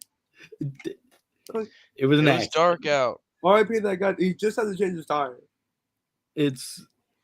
But say if Boeheim just had to change his tire tonight. You know what I mean? Like they also came down on Syracuse for something that they don't come down on any other school about, and made him win his 1000th game again. So why should your center know how to read? I don't know. He does not need to know how to read. Rip Fab Mello. Dude, R.I.P. the legend, dude. R.I.P. His heart was literally too big. It was. His heart was literally too big. He was like the Grinch, dude. Have you watched the Grinch yet? I have not watched it yet. No. Fab Mello was Grinch, dude. He Grinched out. He Grinched out. Have you watched The Grinch? Well, I haven't watched it yet this year. Oh. I was like, I think I've seen it once or twice. Dude, I kind of think Christmas movies are trash, but The Grinch is so funny. I love the. Well, are you talking? We talking cartoon? We talking? I don't like. What do you mean? Like no, the live action one. The live action one is awful. Thank you. It's horrible. The Jim Carrey one? Yes. Yeah, that one sucks ass. That one's so bad.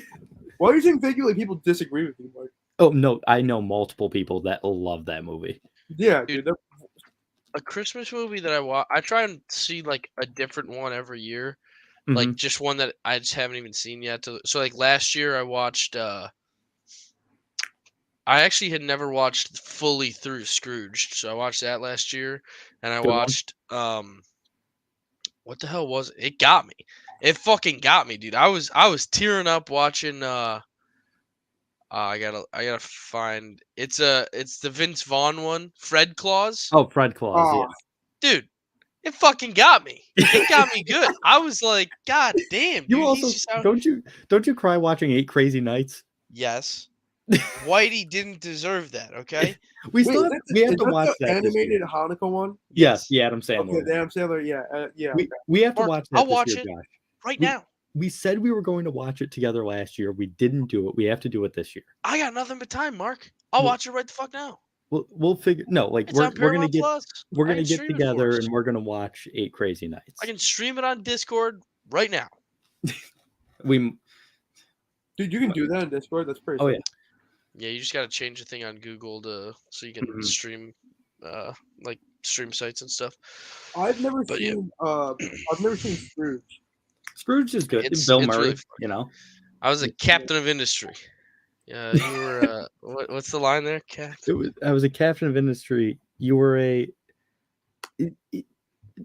I don't remember the line. It's been a while since I've seen it. It's a good. I was a captain of. Oh yeah. Feared by men, adored by women. Adored? Come on, let's be honest, Lou. You paid for the women. That's right. Yeah. Hell yeah, dude. Yeah, I've only watched Christmas Vacation so far this year. I haven't watched any of them. Classic. I haven't watched any of them either. Yeah. Christy Alley died. Yeah, Christy Alley died today. Rest in peace. Gone too soon.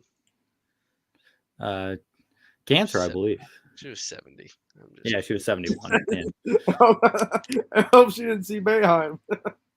Jesus Christ. He's all over it. Wow. Fuck Fox News, dude. I'll tell you. Just look at this. Just look up Kirstie Alley and look at the headshot they use in the search. It's bad, yeah. Have you already seen it? Yeah. Pat?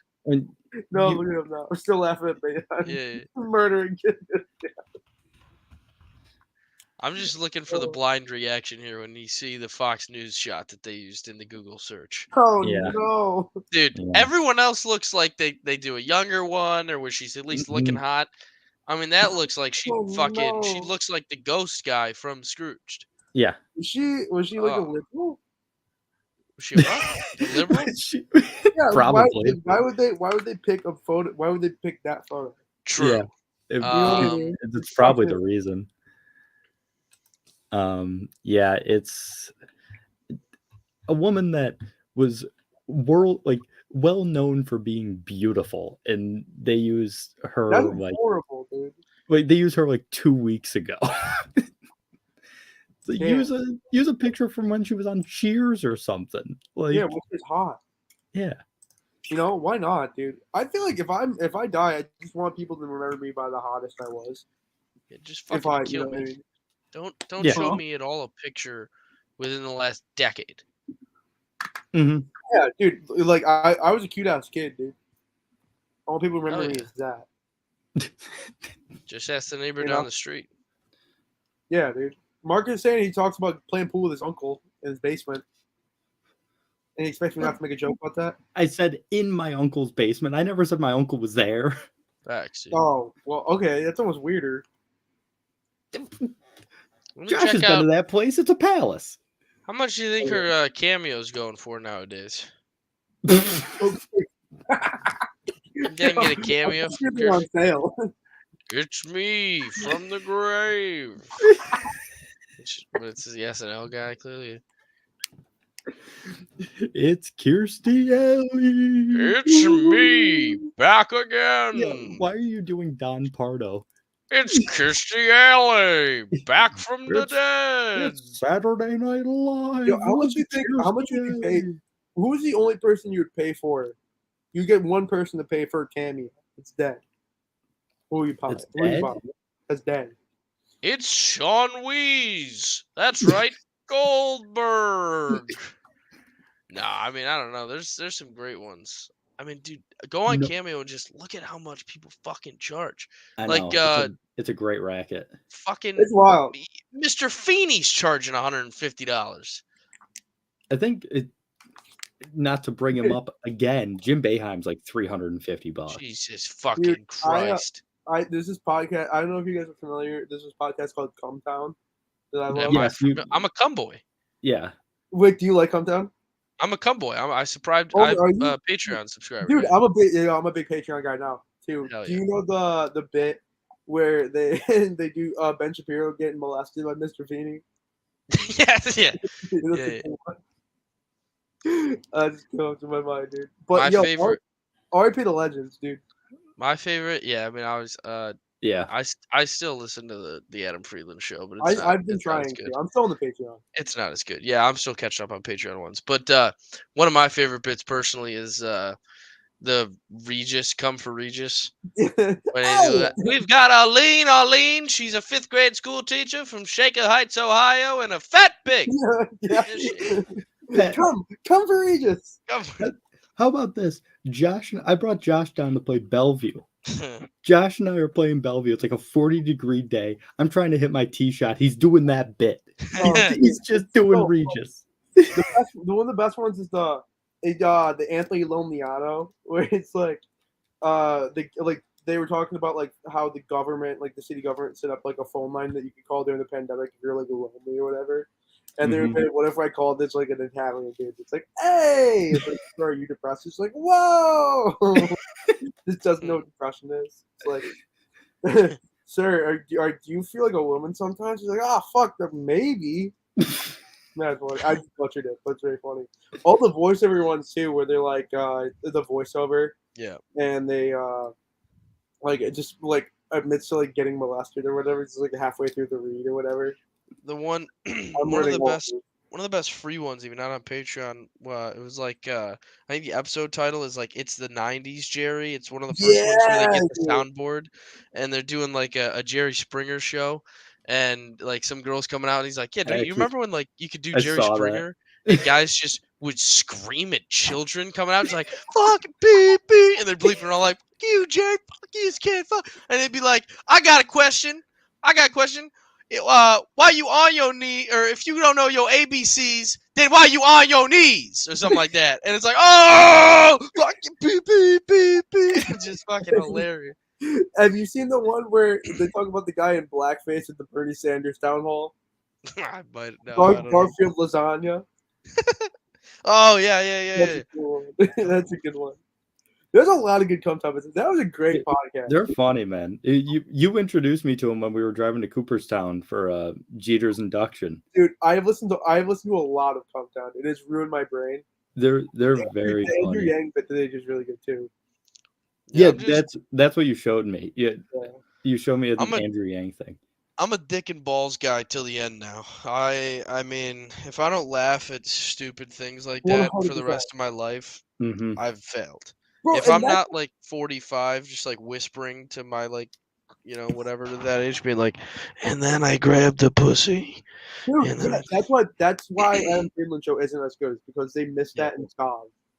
They're just not. Yeah, like the whole Come Town was just like to make this fat idiot laugh, and Right, now it's just 100%, like. dude. Oh, I man. like the bit that like they're doing a talk show for a center left podcast. That's funny when they're It's actually not doing anymore. a show. Yeah, it's not. Yeah, when they're actually doing a talk show. The show then wasn't as good. I was like, oh, No, it's. I was so excited. They did the monologue. They did this because the first video they put out was actually funny. yeah, Like just like that 20-minute clip or whatever right. was pretty good, and I was like, oh, this is cool. I don't know what this is. And then the first podcast, yeah, they did the monologue. They're all excited, and then they just sat down in Yeah. costumes. And Yeah, talked. with Shane Gillis. Did a video podcast. I'm like, what the Yeah. fuck is that? Yeah, dude, it was so Mhm. fucking stupid. Wait, It's not as good, man. Yo, I don't know if you listen to Tim Dillon too, but Tim Dillon isn't as good anymore either. oh yeah, same here.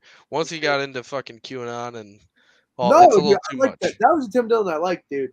I think it's too much. I think he's too much like just yeah and yelling and stuff. I love Tim Dillon. I have a video with Tim Dillon. I'm a big Legion of Skanks guy too. Okay. So I went to always wanted Skank see this Fest thing. in New York City in 2018, 2019 maybe. Wow. No, 2017. Sorry, 2017 Skank. Wow, that was a long time ago. But yeah, I went to Skank Fest. I have a video with me and Tim Dillon, and he's just yelling, "Yes, Queen! Yes, Queen!" Dude. And I'm like, "Yes, dude, hell yeah." Dude, I love Legion of Skanks. I've always wanted to go. I obviously live in New York, and they Yeah, go to film the it. stand, dude. Yeah, they film at the stand every Monday. Dude, it's always sold out. You have to hop on like 3 weeks in advance, God damn. and it can never because the stand is tiny. Yeah. So Stan rocks though. I've seen Lil Sass there a couple times actually. Oh yeah. Is he good? No, he's not that good. I was gonna No. say, the clips I've seen, I didn't think he was that good. Dude, Yeah, Lil it's Sass, not- don't get me wrong. Look, Lil Sass is naturally funny. Yeah, He's it just just doesn't work with stand up. I feel. bro, it's like you have to be like he would like legitimately like fit in the talent class that like, and I'm not talking shit about him obviously. Yeah, Mhm. He's, I mean, you know, good for doing him. a hell of a lot better than we are. He's good in other ways, which makes Yeah. up for it. He's very funny. Yeah, he is. But like he should be in like the group that I'm in, essentially. Like again, Yeah. Rango Bro here. Hmm. Like nothing. You do But, like, stand up? I do stand up. Oh hell yeah, dude. It's just not as much lately because I've You know, I got some bits that I've written out before in the past. Oh yeah, dude. I'm- You gotta find- Where do you live? Before Rochester. Josh gets into that, I'm going to end the show because we're at 2.5 hours, and I know what some of these bits are. So I'm going to end the show. I might do this again later in the week to recap the winter meetings. If anyone is still watching this, thank you. Pat, Josh, thank you for joining. We'll see Thanks you for having next time.